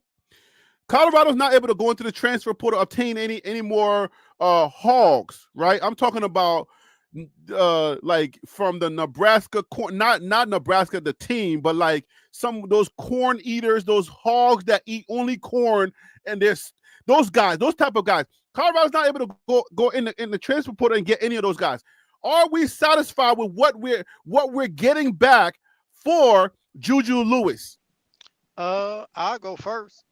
Go ahead, please. I'm not 100% sold, but I would say I'm 80% sold, just based off of 80%. That's a high number that's a high number. But I'm for finna who we're tell losing. I know, and this is why you talking about the offensive line and offensive line only, right? Yes, that's the, Okay, I'm just talking about the Hogs right now. okay, good. Nobody else. So, okay, I would say 80%. And the reasoning why is because of the resources that Coach Prime has at his disposal. You talking about the To coaches? the coaches, outside sources of coaches, uh, that could help, mechanical wise, uh, work on some things with them, maybe on the off season as well, to bring them up to even a higher speed to where they're at the present moment. His resources that he has. Okay, forget about resources, right? I'm not. We You can't know forget they about got a billion resources. years on the NFL experience, and Coach Prime can bring. I'm talking about the abilities. Once the coaches shut up, once everybody shuts up, and now you got to play those guys. Are we going back to Nebraska and getting our butts handed to us if when we get to them? Or maybe we're not playing Nebraska anymore. We're done with that. But I'm just saying. You see what I'm saying? Like, are you use Baylor? Are you still 80% if that's the case? I'm still 80%, and you can use Baylor but Baylor pretty much their whole squad coming back if they choose to come back. I think, I think with this lineup, because we haven't seen a lot of these guys play, we're just giving our best outside perspective. I'm not satisfied. But here's the thing about Colorado. If you get placed on the field, you are going to make an impact. He's not just putting players out there just because we need a guard out there. Okay. Right? You could see that from the running back room, for example. All the running backs who touched the field for Colorado, I like Michael Welsh. We haven't seen him in a couple weeks, and you tend to forget, but they got a dog in Michael Welsh in the backfield. Yes, sir. I'll take Isaiah Augusta because we've seen him. We could see what he could do. Last week, he broke a 37-yard run. You're creeping into unwanted territory right now. Forget about those guys. I'm not even ready to have that conversation. I want to protect Juju. But that's what I'm getting to. What I'm getting to is when Prime puts the line that he puts out there in 2025, it's going to be the line that can protect Juju. Looking at this line right now, we haven't seen most of these guys play. That's right. These guys are warming the bench right now. These guys, and keep in mind, guys, we're talking about who's leaving and who's coming, who's staying. I mean, that's what we're talking about. We know that Cash Cleveland, we see him. We know he got time on his clock. We know Jordan C got time on his clock. But the rest, we don't know. But we haven't seen them play. Right. And that's exactly the point. So in a blue chip program, you wouldn't have these questions because it'd be all 4 and 5 stars up next. Right. You kind of in your mind, you kind of in your mind to be blue chip. Yeah, who's worried about Nebraska's line next year? No, because they're all loaded with corn feds. They're coming, right? Ohio State. Nobody's worried about Ohio State's offensive line next year. They're going to reload, even though the line this year isn't playing as well as you want them to play. The rooms that we have insight into are the rooms that play 2 and 3 players deep, like the defensive line room. You have more confidence about the D line next year because you've seen all of them play. Wait. Time out. We haven't even gotten to that yet. I don't know. I don't know if I will. We wouldn't have seen them play either. No, that's what I'm saying. Some of them are in rotation. That's what I'm saying. You see the D line rotate, and you see if Arden Walker comes back, that's a good thing. Taj McCoy, that's a good thing, right? Anquan Barnes, that's a good thing. Amari McNeil, that's a good thing. You continue to see these guys play week in and week out and get better. So if you were to lose a Chidozie Nwankwo and you do lose BJ Green, Mhm. and you do lose some of these older guys on the defensive line, you feel better about the defensive line because you've seen the guys who are up next play and have an impact. We haven't seen that with the offensive line, except for but maybe you Cash did Weaver. you did a trickery there. Hold on. You did some sorcery there. Stop. BJ Green is not on the line, is he? No, right? He's a defensive lineman. I mean, edge rusher on the defensive line. So he's rushing on the edge. Yes. Does Colorado play 3 down or 4 down most of the time? 3 They play 4-2-5. Yeah, they play a 4-2-5 majority of the time.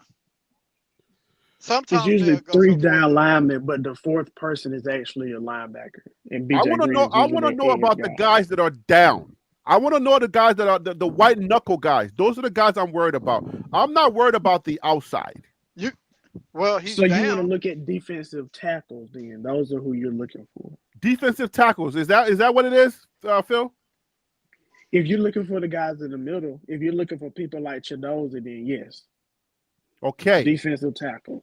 Is Amari McNeil gone next year?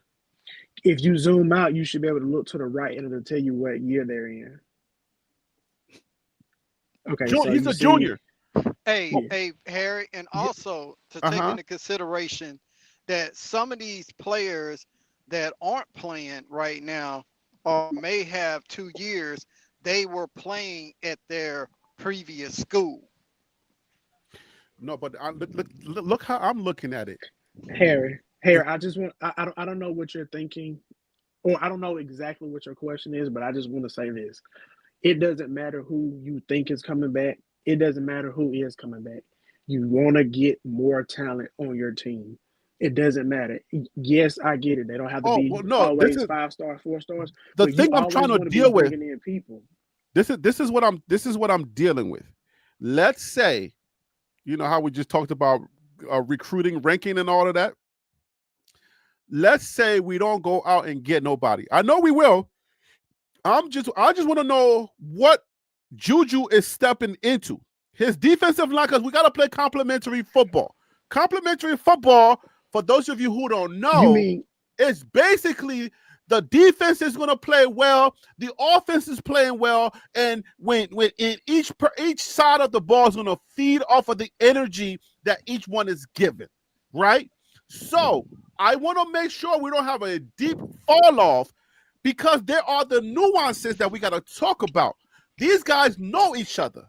When you know each other, you play a little bit different. We don't want to go start bringing in a bunch of guys that have to learn the playbook, then they have to learn each other. So right now, I'm going to focus, sharply zone in like a sharpshooter, like DC Carson music, right? People don't know DC's a sharpshooter. But like DC, I want to zone into the guys that already know each other and see who is staying, because it's not that many that's going to start. Do we have starters already in the house? Let's focus on who's already here, who already know each other. I mean, you got 2 that's already starting, right? Which one of those? Please point them out. Jordan Seaton. No. We're on the defensive side right now. Oh, you on the I thought you said Juju though. No, I said complimentary football, and then right now we're on the defensive side because y'all brought me here, so I'm here now. Let's just stay right here for a second, right? He asking, can they play like my sorry Steelers and still win because they defense not giving up points? Yeah. I mean, I feel like the interior line is going to be a little bit rocky against the run. I mean, if you're talking about what we already have as far as DEPTH. Right. So if it's our depth, if we couldn't go out and get nobody else, and let's say Colorado has depth enough to where the next guy up is gonna take up the torch. It's gonna take the torch and just say, all right, the most trusted part of Colorado football right now is the defense, right? But we're going to be losing this Nigerian nightmare. His name is Chidozie Nwankwo. We're losing him, right? We're going to be losing. Who else are we losing on the defensive tackle? Who else are we losing? We got a senior in Carter, Torian Carter. We got a Ryan Buell. I don't know if he I don't know if these guys are playing much snaps. He already left, didn't he? Did he retire? Ain't that the dude that retired before the season started? I think Torian Carter did retire. No, right? the Baloo kid. Baloo? Mhm. Ryan Bureau? Bureau, yeah, whatever, yeah. He retired? I think he did. Somebody retired. See, that's why I wanted to know the snaps. Oh, the tennis channel is in the chat. What? Tennis is back. The tennis channel. Oh my God. Tennis is back. God is so good. God is so For good. real, man. I've been worried about tennis. I was gonna say, man, I'm gonna have to drive down to Louisiana. Yeah, tennis is back, guys. Everybody Oh, say my hello God. to the tennis channel. I'm Tyler about Brown to is a cry, two-way man. player. Tennis is back, guys. Wow. Oh, Hey, my tennis. God. Colorado's winning. You're alive? Praise God. For Yo. real. No, guys. But okay. Let's focus, guys, because I don't break news. Okay, I didn't break the news, so I wanted to add to the conversation because obviously everybody's gonna be like, oh, we got Juju, da da da da da da da. But this channel is gonna be a little different, where we're talking about what he's stepping into. You feel me? So all these guys that we're the defensive end, we got Keaton. How is Keaton doing this? Did he even get any Man. snaps yet? Keaton Wade is the truth, bro. He's saving himself for next season. If he plays, He's a this junior, next so he's game- coming back. Yes. If he plays this next game, that means he's gonna burn his red shirt. So we'll see. He's been playing good this season, so I don't know. Hold on. So he played in the Arizona game. He played in the Utah game. That was 2, right, Phil? Hold on, I'm about to pull it up right now. Because Arizona on, was the first one, and I think he got 2 sacks in that game. Hold on, I'm Yo, trying to pull it up. Tennis right is now. back in the chat flexing. He said his 10-2 is still alive. You and Tim's 10-2 is still alive. Tennis was you guys were one of those guys that was like, yo, Harry B, they're gonna go 10-2. I said 8-4. Hey, we'll see though. We'll see. We gotta beat Hey. Texas. I mean Kansas, So- not Texas. So Tim, real quick, just to answer your question about Keaton Wade, he played in the Arizona game. He had 2 tackles. The Cincinnati game had 1 tackle. I'm sorry, in the Arizona game he had 2 sacks. In the the Texas Tech game he had 2 tackles, 1.5 sacks. And then he had in the Utah game he had 2 tackles, 1 sack, and a forced fumble. So he's played in 4 games so far this year. So if he plays, Yes. yeah. Oh, so this if he plays that Saturday- Keaton is not redshirting. Oh, so he gonna finish out the season. But look, he's Yeah, coming Larry back Johnson next said season. Keaton's not redshirt. And Oh well, that Reverb goes, Nelson said he's not. Coach Prime already said it. that goes contradictory to what somebody said last week. So I was just trying to figure that out. I don't know. Let's keep going down this line, guys. Help me out, guys. Nikhil Webb Walker. This is the Jamaican jerk chicken guy. He's a sophomore. Has he played well this year? I don't even know who or what he is. They were bigging him up, so I don't know. What about sophomore Quincy Wiggins? That's the kid from LSU. I guess he just hadn't really panned out because I don't recall seeing him much on the field. But you know, I don't know that anything. doesn't I mean haven't anything. seen Wiggins. You know, What about Arden Walker? he's been I've heard playing. his name. He's been getting sacks. If I'm not mistaken, he's like top 3 in sacks on the team. Yeah, he been balling. He's a junior. He got another. So he's season. going to come back. Yeah. He's I coming don't back. think- I don't- He got 2 years left. Put it like this, Harry. The only people that are good enough on Colorado's team to leave college early is Shador and Travis Hunter. Full stop. What are you talking about? They did 3 years and they out because they're good enough to do that. Right. There nobody on Colorado's team is gonna leave. Oh, that's what early. you say. That's what you. Oh no, Because of course. Right. That's why. That's why when I see Junior, I'm like, oh Right. yeah, you coming back? Okay, Oh yeah. you I'm follow me. not tripping on no early guys. No. If I see any glimmer of hope, even if you're a senior, that means you can be you can come back. Yeah, You can come Harry, back as a grad student. So Arden Walker, he has 3.5 sacks. That's second on the team behind BJ Green because BJ Green has 5.5 sacks this year. Dayon Hayes can come back. He's a senior. He can come back as a grad. I know BJ Green is probably out of here, but he does have that grad year if he wants to use it. Are you sure? He's a senior.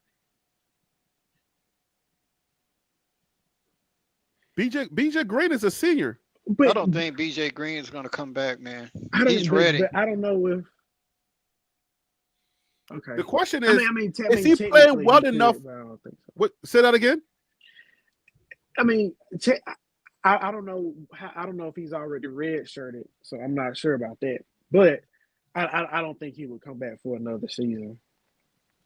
You kind of want to go out on top, right? Especially if you're qualified and you're eligible. You kind of want to go out on top because you don't know what's going to happen. You know, so if he's doing as good as he's doing right now, I would say, yeah, go ahead. So okay, where we're looking at here, that means Colorado. What about Samuel Okunlola? We heard this name, right? Yeah, he's been playing some pretty good football. He's a sophomore, only a sophomore. Okay, so I think I got enough. Yeah, he has 3 sacks so far this year. I think I see enough, a glimmer of hope. Colorado is going to have DEPTH on defense. I don't know that Colorado is going to fall off. Now, in the coming weeks, when I start, like when the season is over and I start doing my homework and start bringing videos, I'm going to give you the whole Big 12. What is looking like? Like if we talk about Colorado being ranked in the Big 12 coming back, the people that we are bringing back, I can see Colorado being top 5 because you know once they break everything down, Colorado's going to drop. Y'all know that, right? I think Harry, listen. I feel like we're getting a little ahead of ourselves because we don't know what Colorado is going to do in the transfer portal. Again, this year's transfer portal is going to look weird because it is going to be going on while people are in, like literally going on while the playoffs is going on.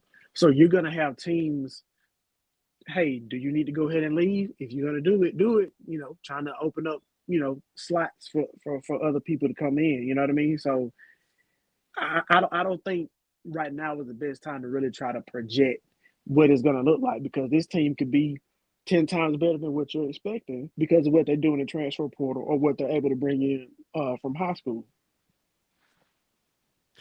So Coach Barry says Arden Walker, Keaton Wade, Samuel, all coming back. Dayton and Ryan most likely gone. Get a red shirt due to being injured and playing three games. Right, Rayon out for the season due to torn bicep. This is the reason why I'm saying I'm trying to give a little bit of insight on what Colorado is going to look like now that remember you talked about this, Phil. Remember you said the heir apparent to Shador. We secured the heir apparent of Shador. Now we're going to have to start talking about what is going to look like around him. And you know what, Harry? The best thing about this is the first 3 games of the season are at Folsom Field next year. The first game of the season is against Georgia Tech on August the 30th. September the 6th, they got Delaware, which is FCS, and then they have Wyoming September the 20th. So if Juju is going to start, he is going to have they're going to be able to ease him into the offense just based off of the non-conference schedule that Colorado has next year. So that will give them some time to figure some things out. This is the perspective that I can't see them easing him into the offense. I don't mean to interrupt. Well, that's what I was going to say. I look at what they did for Dylan Raiola. I think the conversation for running back changes right now. And the reason why it changes, and if you are an elite running back or you are a good running back and you got some time on your clock and you're like, yo, I want to shine, I think Colorado becomes sexy for you. And that's because they might have to ease him in. I don't know that, I don't know what's going to happen in the spring game. I don't know what's going to happen when in practices. If they're going to air it out with him. He can air it out, Harry. Like I know that. I know what he's capable of doing in high school. But keep in mind, when this college game is a whole nother game. All right, that's fine. Some of the guys that's in the NFL right now have played Juju when he was in the 8th grade, 9th grade. He won the national championship, 7A, class 7A. We're not even talking 6A. We're talking 7A. All of that is well and fine. What I'm saying, this is what I'm saying. That's all well and fine. He gotta, whatever happened around him, now he's gonna have to step into this college game. I mean, look at Dylan Raiola. He was a 5-star, right? He's not Juju, bro. Fine. Whatever that is. I'm saying he has to play. Regardless of how we big him up, he still got to play, right? Because keep in mind, we said the same thing about Kwamani McLean. They got to play. They got to come in here, and they're going to have to play. So whatever happens, I just want to make sure that at the end of the day, I think Colorado is going to establish a run game. Without Shador, I think Colorado running is going to look a little different. I don't know that they're only going to run 16 or 20 times. I'm thinking we're going to be running a whole lot more. All because we don't know about Juju yet. Coach Prime has been living with his son has been living with him forever. So he knew what Shador could do. Juju, on the other hand, he doesn't know. So do y'all think it's going to be the Shador's playbook, or it's going to be like, we got to run that ball? Every time Ryan Staub gets in the game, what happens? We run the ball, right? Or are we going Juju? We going air raid for Juju and what's the name? I'm gonna let some of the other guys talk on this because I think we're gonna run the ball more, because at the end of the day, when you get somebody like, when you just look at Ryan Staub. I don't know if Ryan Staub stays now that we got Juju. I have no idea. So what is the classification of Colorado? Are they a passing team or are they a running team? What do you mean? Like, what is their They're a passing team. They're a passing team. So to say Coach Brown but why are we a passing team? You're a passing team because you got I don't know that we are a passing team because that's who we are without any quarterback, right? I think we're a passing team because of Shador. That's why he went out and got Juju to implement that same thing after his son is leaving Colorado. So you're saying that's Colorado's MO, and they're just gonna bring, like, that's who we are, and we're just gonna bring pieces in to fulfill what we already are. That's what you're saying? I feel like they're going to run the ball. They're going to try to, depending on the pieces that they get in the trenches to thicken up that offensive line, that's going to let me know how much they're going to run the ball. They got a good running back. But their overall identity is airing it out. And that's why I feel like he wouldn't got Juju. Coach Prime ain't high on a lot of kids, if you notice, but he was high on Jordan Seaton and he was high on Juju. Okay, so if we're saying our identity is passing and whoever comes into this fold is going to have to pass, then okay, I understand it. But I think this year, because I think it's circumstantial, because can you survive without running the ball more than we did this year? Can you survive higher competition? Can you? We don't know. We don't know how good I don't Juju know. is going to be. We've seen true freshmen come in and be successful in college football before. So I don't want to act like it is impossible for it to happen. It's just something we don't see very often. So unless Juju is going to be someone like a like a Tua Tagovailoa, even though Tua didn't really start, but even when he did get the chance to play, you saw glimpses of how great he was going to be in college. I'm not talking about NFL. Then you have like a Trevor Lawrence as a true freshman. You saw how good he was as a quarterback. So unless you're talking about him being as good as some of those quote unquote generational college players, I think you may want to do what you're trying to get them to do and lean a little bit more to the run, which I hope Colorado is a little bit more of a balanced team next year, because I think that will serve them to be a better team if they are more balanced. That's what I'm saying. I don't know that you can Facts. survive. You're not going to be able to survive the Big 12 in 2025. Because if you think everybody's like the teams that we're beating this year are just going to sleep and be like, oh yeah, Colorado, go ahead and take the reign. We love that Cinderella story that you had this year. Congratulations, go ahead. No, teams are going to be re-upping. All of those teams that were ranked preseason are going to be doing their thing. So I don't know that Colorado continues to survive with running the ball 6 times, 10 times, 20 times a game. I don't know that Colorado continues to dominate the way they've been dominating without being more balanced and running the ball more. I just don't see that happening. I feel like Colorado needs to understand it's going to happen. Shador is the type of talent that it's like we can trust him more. Juju is too, but we don't know him yet.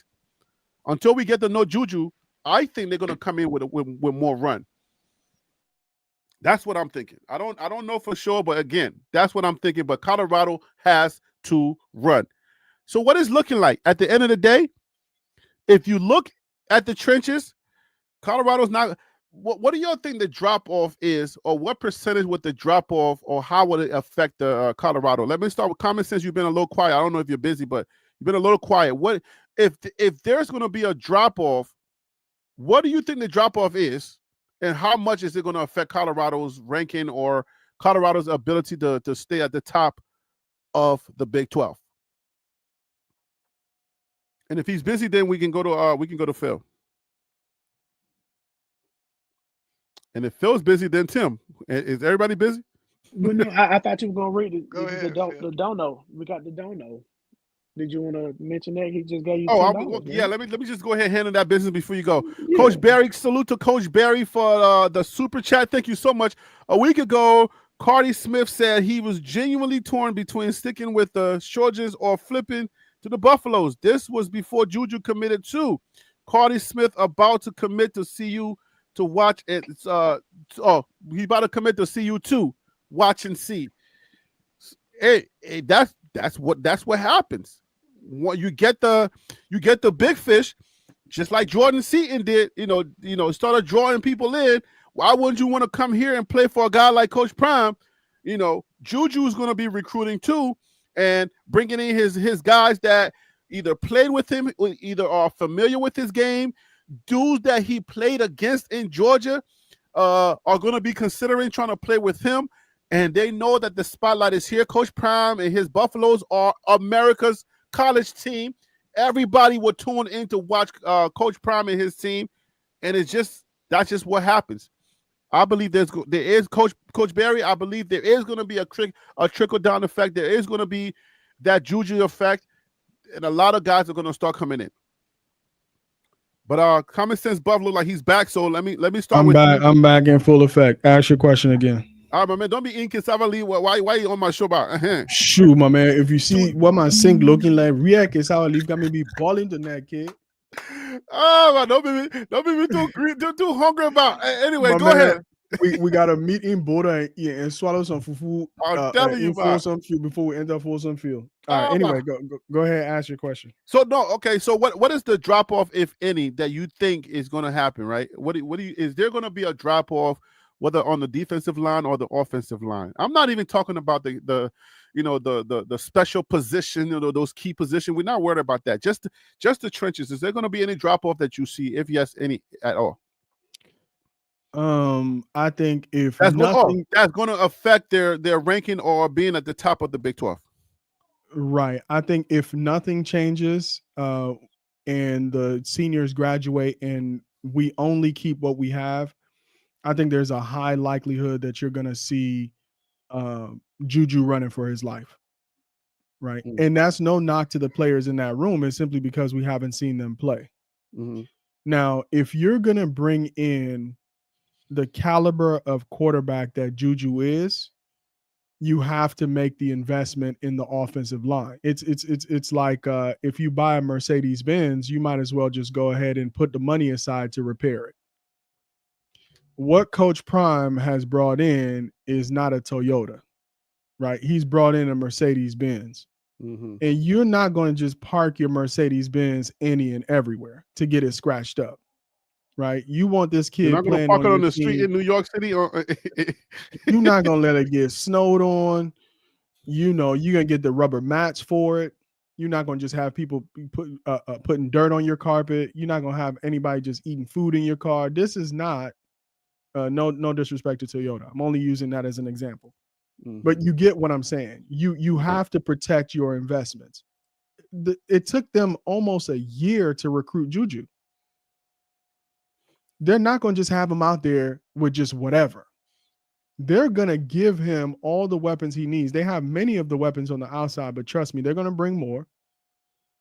But that line is like the highest and best insurance you could put on your Mercedes Benz. And I think the line is going to get fortified in order to make sure that that kid is upright and playing in Boulder for the next 3 years. He's definitely not a one and done if he starts as a freshman. He's going to be there for a while, and they need to protect him the entire time. So do we feel like, because remember now, we were questioning whether some guys were going to stay or not. And Tim or Phil, y'all can answer this. Let me bring on Ron Tate, and maybe he can take this too. Ron Tate, how you doing, brother? Thank you for calling. I appreciate you, brother. How you doing today? Well, hello, guys. Harry, if you don't stop keeping me on hold, man, goodness gracious. I didn't even know you were trying to get on the panel. I saw your comment. You said, "Are you letting anybody else on?" And you know, Right. I have to check the email once the show keeps going. I forget about the email. So my bad. Okay. Hey, listen, about Juju, and I understand, and I agree with Tim. Juju has played at the highest level for a very long time. Okay. A lot of D1 guys, that Power 5 individuals, that he's played against them at that 7A level. Mm-hmm. So Juju is I believe a little bit ahead of where Shador was when he came out of high school. And I think that's why Coach Prime was so high on him, because of the talent, not only that Coach Prime and his recruiting staff saw, but all of the evaluators of high school quarterbacks, before Juju showed interest in CU, rated him as the number one quarterback in the nation. So when he comes in, everyone predicted, at least I know quite a few of us on this panel predicted, that there was going to be a Juju effect. And Cardi Smith is going to be one of those. The portal, the lineman in the portal, there's going to be a big difference. And if you look at the individuals that he has brought in from the high school, I guess out of 12 or 14 individuals, 3 are 3 stars. Juju's a 5-star, and all the rest are 4 stars, depending on which site you, and some are rated as 5-star. So there's going to be a Juju effect, not only with high school recruiting, but also in the portal. So this team, as far as recruiting is concerned and who they're going to bring around, Coach Prime already hinted at it. Because of the winning, a lot of things have already started to trickle down. Coach Prime has already hinted that they got the people that they got lined up and they're talking to. I think it's going to blow some of our minds. Like, we're going to be sitting back like, whoa, this is a whole new Colorado team. And y'all remember how everybody was saying that camaraderie and gelling and getting to know the guy. Remember that was a big problem. Like, are they going to be able to? I think that was everybody talking about that. All of the pundits, all of the talking heads were saying, number one, you don't have enough time to get to know the guy for you to play with the guy. And now it's like they all playing like they've been playing for years. How was Coach Prime able to do that? How was the team? How were they able to do that, to accomplish that? And is that same thing going to happen with the new guys that come in? How were they able to do that? Let me take that first, Harry, and then the rest of the guys can jump on it. And that you would attribute that with the NFL coaches, because every year you have players on your team leave and new players come in, either from the draft or from trades. So the NFL, each team has a formula that they use to integrate new players into their system. And the formula that Coach Prime has put together, it works. It works. So I don't think that will be an issue at all. Yeah, but okay, let me so there's this cliche saying, I'm probably gonna butcher it right now, but the saying goes, an army full of sheep led by a lion can defeat an army full of lions led by a sheep. They got a winner in a coach. Go ahead, Phil. Correct me. No. It's Alexander the Great said, "I do not fear a army of lions if they're led by a sheep, but I do fear an army of sheep if they're led by a lion." Okay, and then, now you're using that towards Colorado where and how? I'm using it to emphasize the winner effect that comes with Prime. Think what he's been able to do with what he has right now. He's only going to build on that going into the future because he demands that of people. I kind of describe it as like the Chicago Bulls, Michael Jordan teams. He didn't need the world's greatest at every position. He willed those guys because that was how intense he was, right? He had a great coach in Phil Jackson. He had Scottie Pippen as his backup, and he had solid role players. But you guys, I don't think you are here, but I just think in life, you cannot downplay the impact of having a guy like Prime as your coach. Forget the players that are around him, but just what he's able to pull out of these guys to get them to play at the highest level. That's something I think that takes for granted when people are grading Prime as a coach and the results that he's getting. If you guys have ever been around high-level people, you got two options. Either you're going to raise your level to theirs or you're going to leave. I think a lot of that is what's happening in Colorado. I can kind of second some of that as well. Hey, I agree with him on that. If you look at what I have happened, a little right? pushback on it though. Remember that they were calling Coach Prime's team paper tigers, and there was a whole lot of terminology going around, and Coach Prime did not get the best players from the transfer portal. We got a bunch of I don't know where those guys gone. I don't know where those guys that says, oh, you guys got a bunch of bench warmers, or you guys got a bunch of, guys that are not playing on other teams. His first year, though, Harry. That noise was a lot louder his first year. It wasn't as loud the beginning of this year. Well, no, what I'm talking about is a lot of people who were saying that the transfer portal, the guys that were coming from the transfer portal were warming the bench on their teams, or they were barely, starters on their teams. But now we don't get those conversations anymore. But what Common Sense Buff just talked about is the fact that Coach Prime does not necessarily need to have your best recruiting class. He needs to get guys that are capable of playing football at a high level, and then he's going to be able to weld them into the players that he can make them, because He's just that type of guy. You see what I'm saying? Right. I have a But little that but pushback that on also that. means that what they said was true. If somebody was riding the bench at another school, but then they come to Colorado and Dion is able to pull it out of them, that makes him look even better. So I don't think it's wrong to say that a guy didn't get a lot of run at his previous school if that is a true statement. And then I think that again goes to a testament to But show when they how good follow of a that with coach. saying y'all gonna suck because y'all didn't get nobody from the transfer portal, then that kind of solidifies to let you know that yeah, Coach Prime can take anyone, right? Exactly. Coach Prime can take anyone and turn them, especially if they have the will and desire and the ability to play the game at that high level, right? Because these guys are not just coming from high school; these guys are coming from different programs that have had snaps. So Listen, I believe in alchemy. Let So me yes, ask he you. can turn anything into gold. I believe that. But all I'm saying is when people had that criticism, use that because that proves your point about how great of a coach Deion Sanders has been able to prove himself to be so far. and I think that's the point. But go ahead, Tim.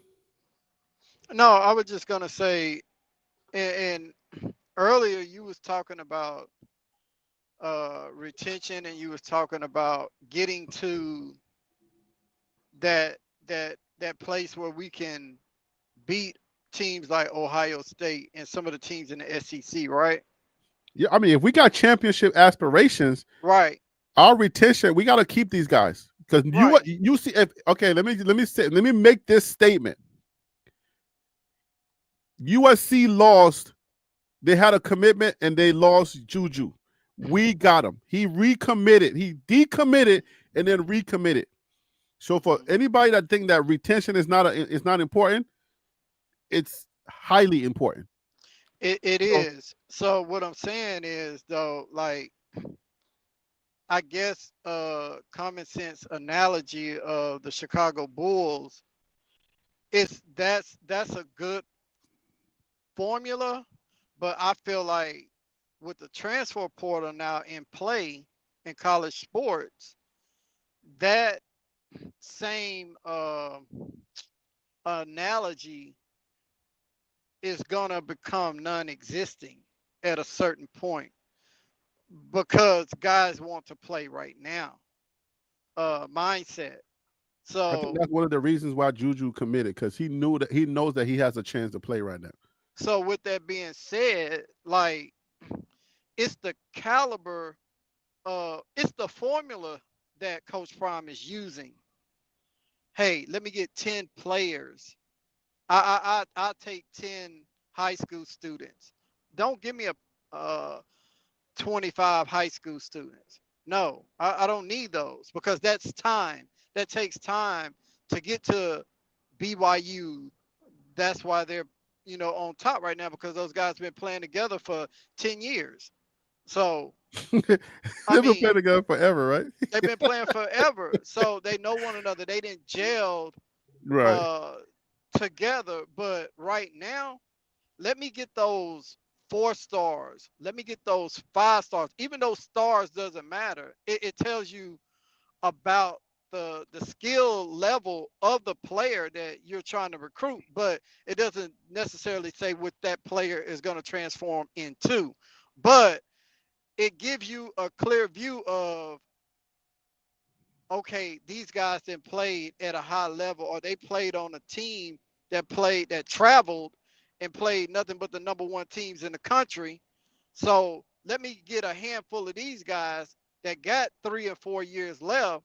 So now, come year 3 or year 4, I don't have to lean heavily on the transfer portal because I didn't retain these high level caliber players out of high school. I don't feel like Prime has enough. I don't feel like Prime uh, has enough. I ain't gonna say necessarily have enough time to wait on that development to happen because he wants to win now and continue winning. So that's why I say that. But you know what about that though? It's like I know the recruits are going to come. So I think that the conversation that we're talking about is if everything stays the same in that offensive line room, do we have what we need today to protect Juju and play our best football if he is indeed the starting quarterback next year? My short answer to that is I don't think so. And it's no disrespect to the guys who are already there. I just have not seen them play.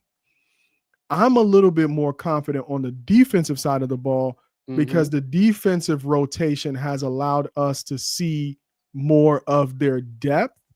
And there's not a big fall off when you go from a Chidozie to an Anquin Barnes.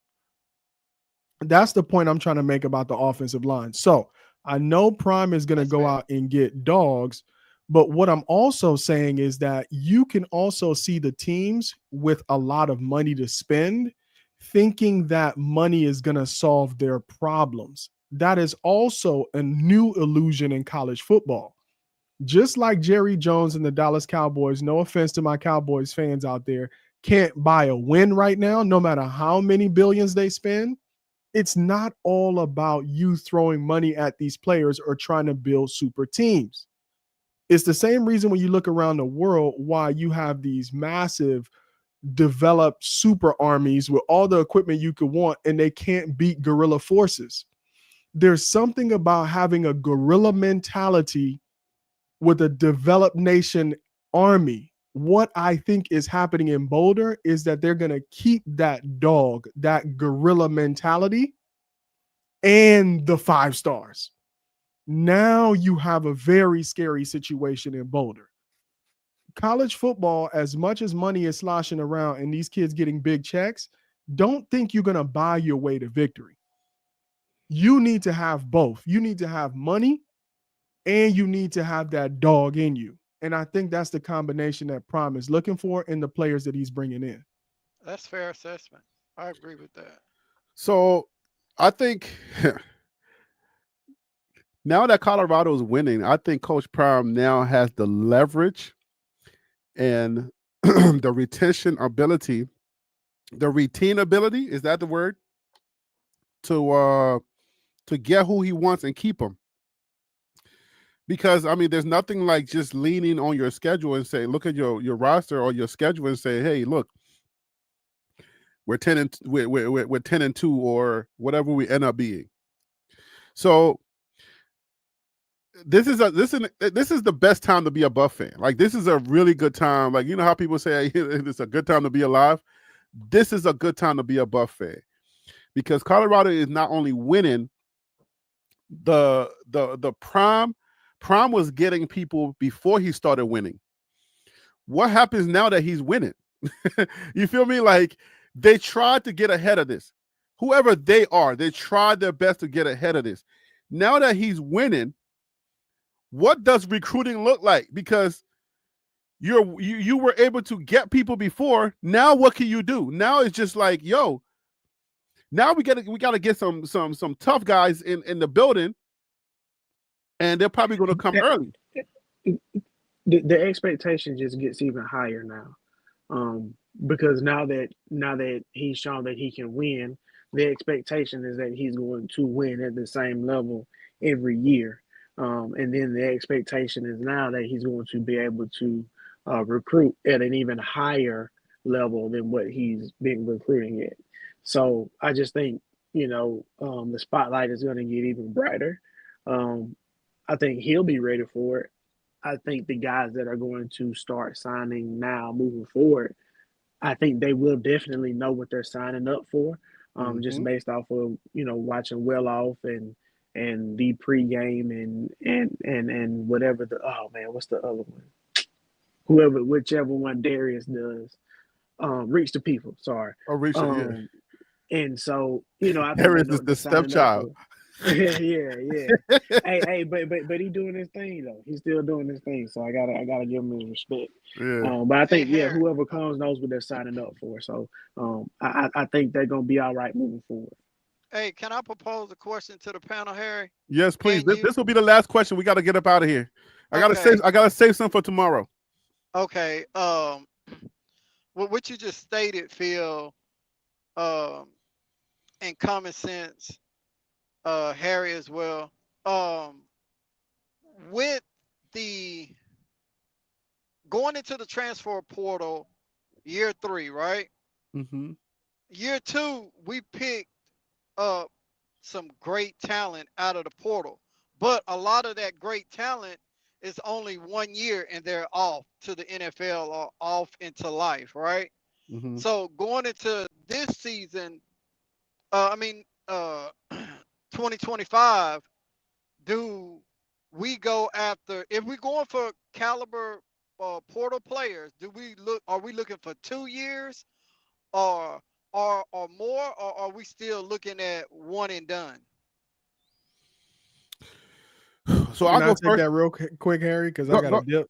go ahead. All right, but I gotta give a big shout out to Ron Tate and Tim, you too, man. I shouted you out in a recent video on the channel. Oh yeah, I seen it. Just Appreciate you. okay, yeah. I had to acknowledge you because you were one of the folks who had this team going 10-2. I had them at 8-4, and their destiny is in their hand. And then Ron Tate, thank you for coming over to the channel, for commenting, for engaging with us. The last video I dropped, Harry B, that thing is going viral, man.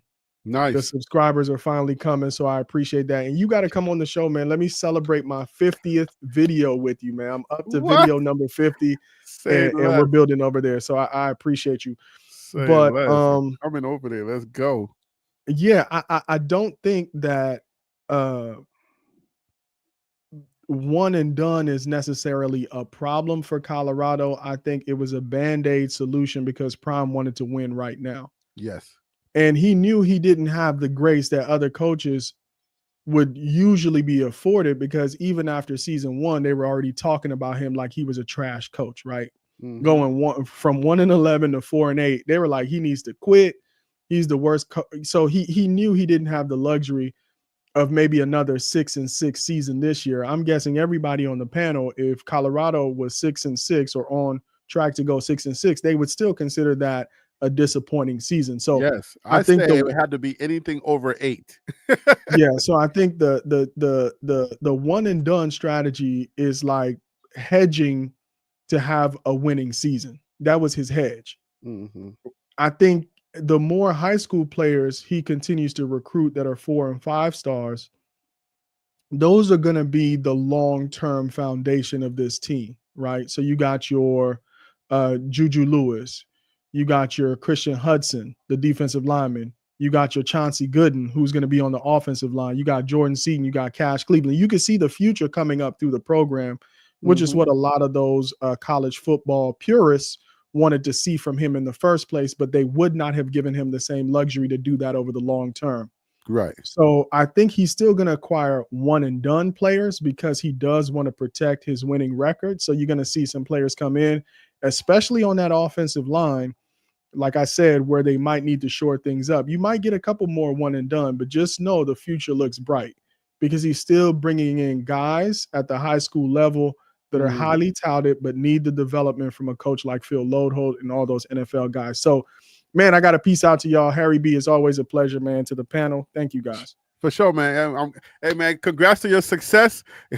We know that it's coming. I told you, man, just keep putting in that work. It's going to come for sure. So congrats, man. Thanks for coming on tonight. Appreciate you. And I'll see you over there. So I second what Common Sense just said. I think, what we were saying about the legacy programs or the programs, they bring in a bunch of high school students, and then over time they become, by the time that they're a sophomore or junior, then they're ready to play and all of that. Prime's strategy of, let's bring in guys that can play right now so we can start winning. It's working. You can see it working. So you bring in a Juju. Now he is going to be that, that third superstar or 5-star or whatever it is.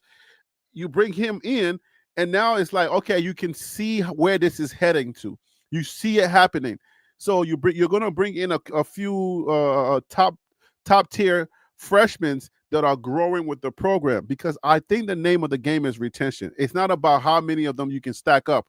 The name of the game is retention. How do you retain players? You gotta let them play. You gotta bring them in here, especially if you're a Colorado that's building.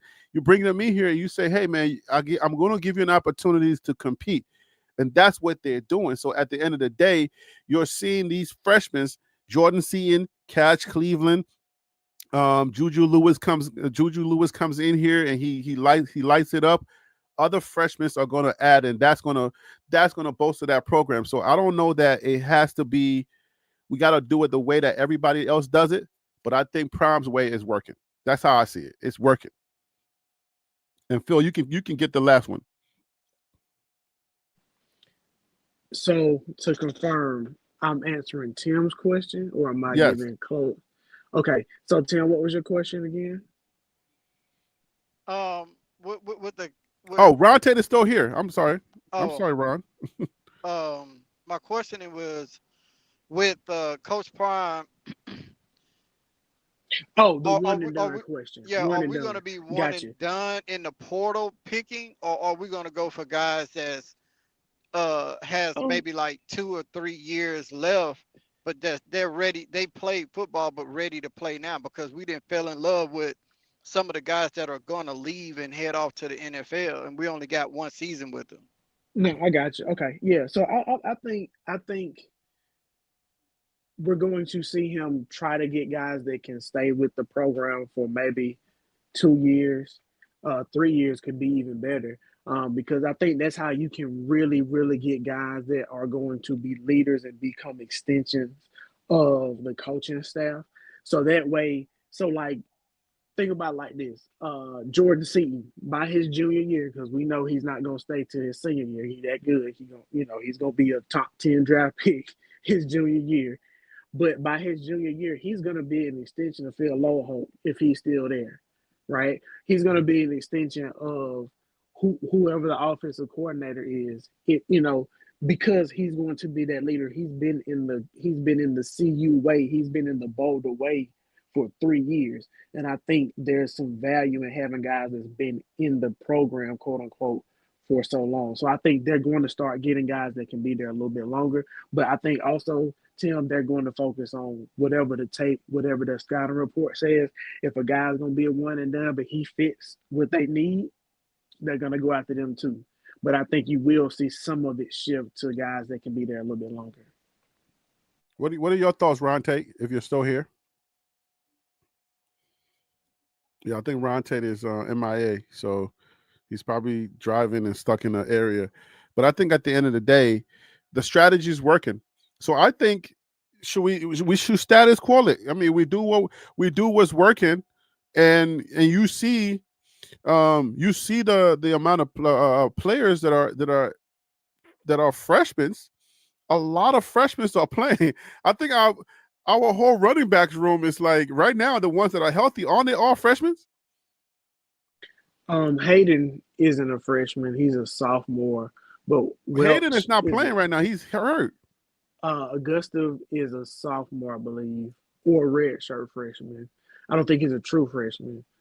Welch is a true freshman, and Draylon Miller is a true freshman. Yeah, so that's a lot of freshmen, and they can play. We've seen them play, so it's Yeah, like, yeah. yeah. So it's working. I say keep doing. We need the one and dones because we need veteran. I think the 40-40-20 is if they're still doing that, then that's a good strategy because we need the veteran experience. We need those guys to be able to reassure that we stay at the top of the Big 12, and we need those freshmen to come in and beast out in practice and eventually start. So I like the idea of one and done if they are going to be like a Chidozie, like a Nakai Hill Green, like a BJ Green. If we get guys like that, then that helps us out a lot because we still got those freshmen that's in there, and they need those guys to help them to develop because the more experienced guys, their energy, their ability, and what they want to win. They want to go to the NFL. They know that the more NFL aspiration, I don't know what the word is, but the more guys you have on the team that are going to that next level, or they already know they're going to that next level, that energy infuses the other guys because they know they're going to be talking like, bro, you can't be slacking off because you about to mess with my money. You messing with my next level. So my energy is going to make sure that you stay on your pivot because I'm going to the NFL. But if you have a bunch of guys that they already know, like I'm not going to pick on him, but I have to, I think what my favorite running back, right? My favorite running back going to be a fireman or whatever. Like I felt like I was like, oh man. I mean, you can't have a bunch of Charlies, right? Where a bunch of guys that are not going to the NFL. I don't know if I'm misspeaking, but I feel like guys that know that they're not going to the NFL, they don't have the same energy as guys that are going to the NFL. Is that how it goes in the locker room? Like that kind of thinking could be different versus guys that are going to the NFL. Like if you're going to the NFL and you got somebody next to you playing around, don't you talk differently? Don't you move a little different? Wouldn't it go like that? You would hope so, but sometimes it's not always like that. Everybody's not built to be a leader, and not everybody wants to be a leader. Okay, so I'm just thinking like people like BJ Green and those Nakai Hill Green, or those guys, they already know them. They know they're going to the NFL. So you can't, like, if you're in a locker room, you're not messing up their opportunity, and you ain't gonna be slacking off on that line. They're gonna hold you accountable. So I think that's what the one and done guys does. The one and done, like people like BJ Green. Like if you look at it like the DJ Lundys, right? We don't know why DJ Lundy decommitted, but we knew that it was in the height of the clown emojis. So it could have been one of those reasons where he just felt like, okay, this is too much going on here. Let me just go back to my team. And look how it turned out, right? Imagine DJ Lundy at Colorado, and Colorado being, doing as well as it's doing, and then Florida State is nowhere to be found. That would have panned out for him. That would have been way better situation for him. But you still got to respect, though. You still got to respect because maybe he really did feel like he made the best decision. You know what I'm saying? For him I and respect his family, it, whatever it but was. something You know swayed to him. I definitely respect that. I'm not saying he did something wrong. I'm just saying like people like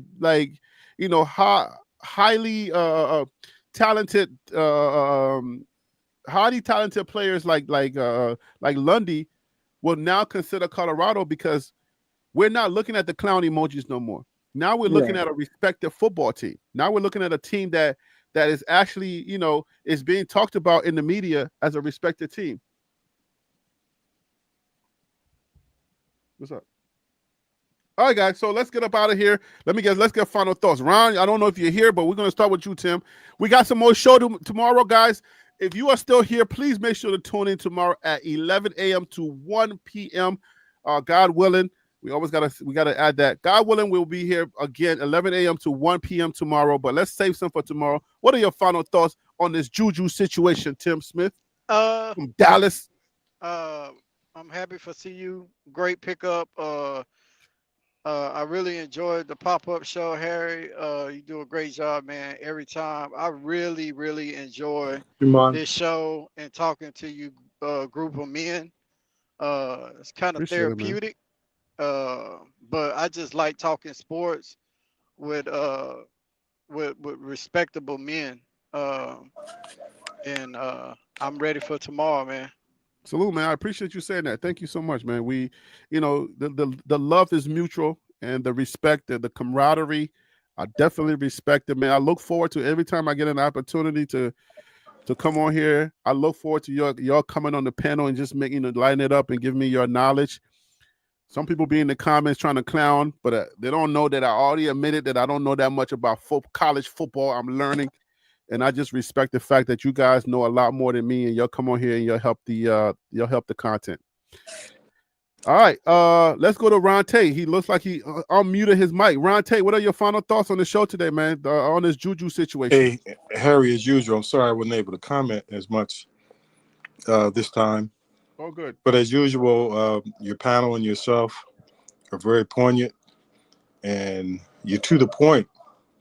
And I think you're raising some very good questions. Again, I would say that Coach Prime has put the formula together. That's a winning formula. It's only going to grow from here. and we can sit back and watch the Juju effect now. Yeah, I'm looking forward to seeing who comes now. You know what? Even without the Juju, if we just look at it and see the fact that Coach Prime is now number 1 in the Big 12 with BYU, and after this weekend, we could be solid number 1 by ourselves. But the fact that we are at the top, I mean, that alone, and Coach Prime was already able to recruit without winning, 4-8 and everything. With what he's able to do, I can't wait to do shows where we're snatching people from from SEC teams and Big Ten teams, and like they're coming over here, and we don't have to be surprised anymore that all these big linemen are coming, and we're gonna look at Colorado's line, we're gonna be like, dang, what the heck do we have here? Anyways, I'm over here dreaming. Phil, go ahead, my guy. No, I mean, Colorado fans, be excited. This is something definitely to be excited, to be happy about. This is just another brick to the wall. This is just one more step forward to building the program that I think Deion really had envisioned, and I think what you guys had envisioned for the program. So be excited about it, be happy about it. Expectations are going to be higher. I still believe in giving Deion grace. But hey, tonight be happy, man. You know what I'm saying? Pop your ish. Be happy.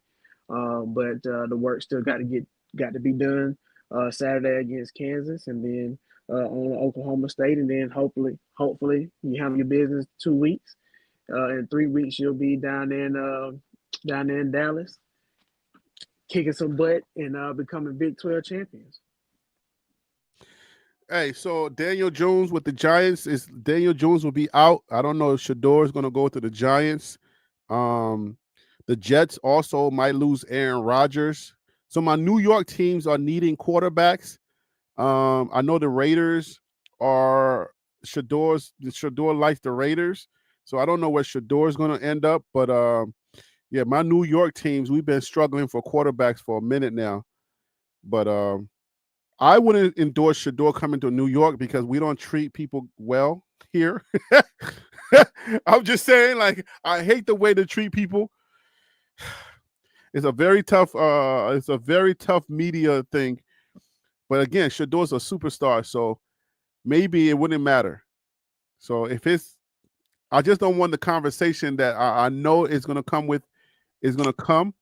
I don't want to hear Shador get wrapped up in the New York media conversation, because I know it. Like, I live here, so it's like the stuff, the way they did Geno Smith. Oh my goodness, I hated it so much. But anyway, Daniel Jones is out, so maybe Shador is about to be a New Yorker. Who knows? Hey, Harry, your New York teams don't have a chance. I'm sorry. I think it's one of those organizations that Prime doesn't want his son to go to because they don't treat people well. Oakland, he's going to the Raiders. Yeah, I'm thinking the Raiders because I'm like, please don't come here because they don't treat people well here. All right, they have that New York boaster mindset where it's like, we're better than you and you're not going to be bigger than us, and they would never let you become bigger than them. That's just the organization that is a New York Giant. So I don't want Shador here. I just don't, because I want to follow his NFL career. If he come here, he can be a superstar. But if he needs time to grow, you can't grow in New York. You got to be grown before you come here. You know what I'm saying? You got to be grown before you come here. And I don't want Shador here because I do not want his story to change.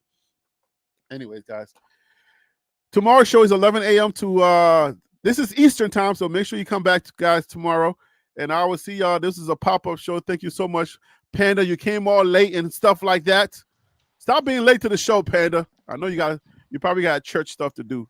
Oh, Mr. Audio. He's an organ player. He said he's an organ player. He does the audio at church.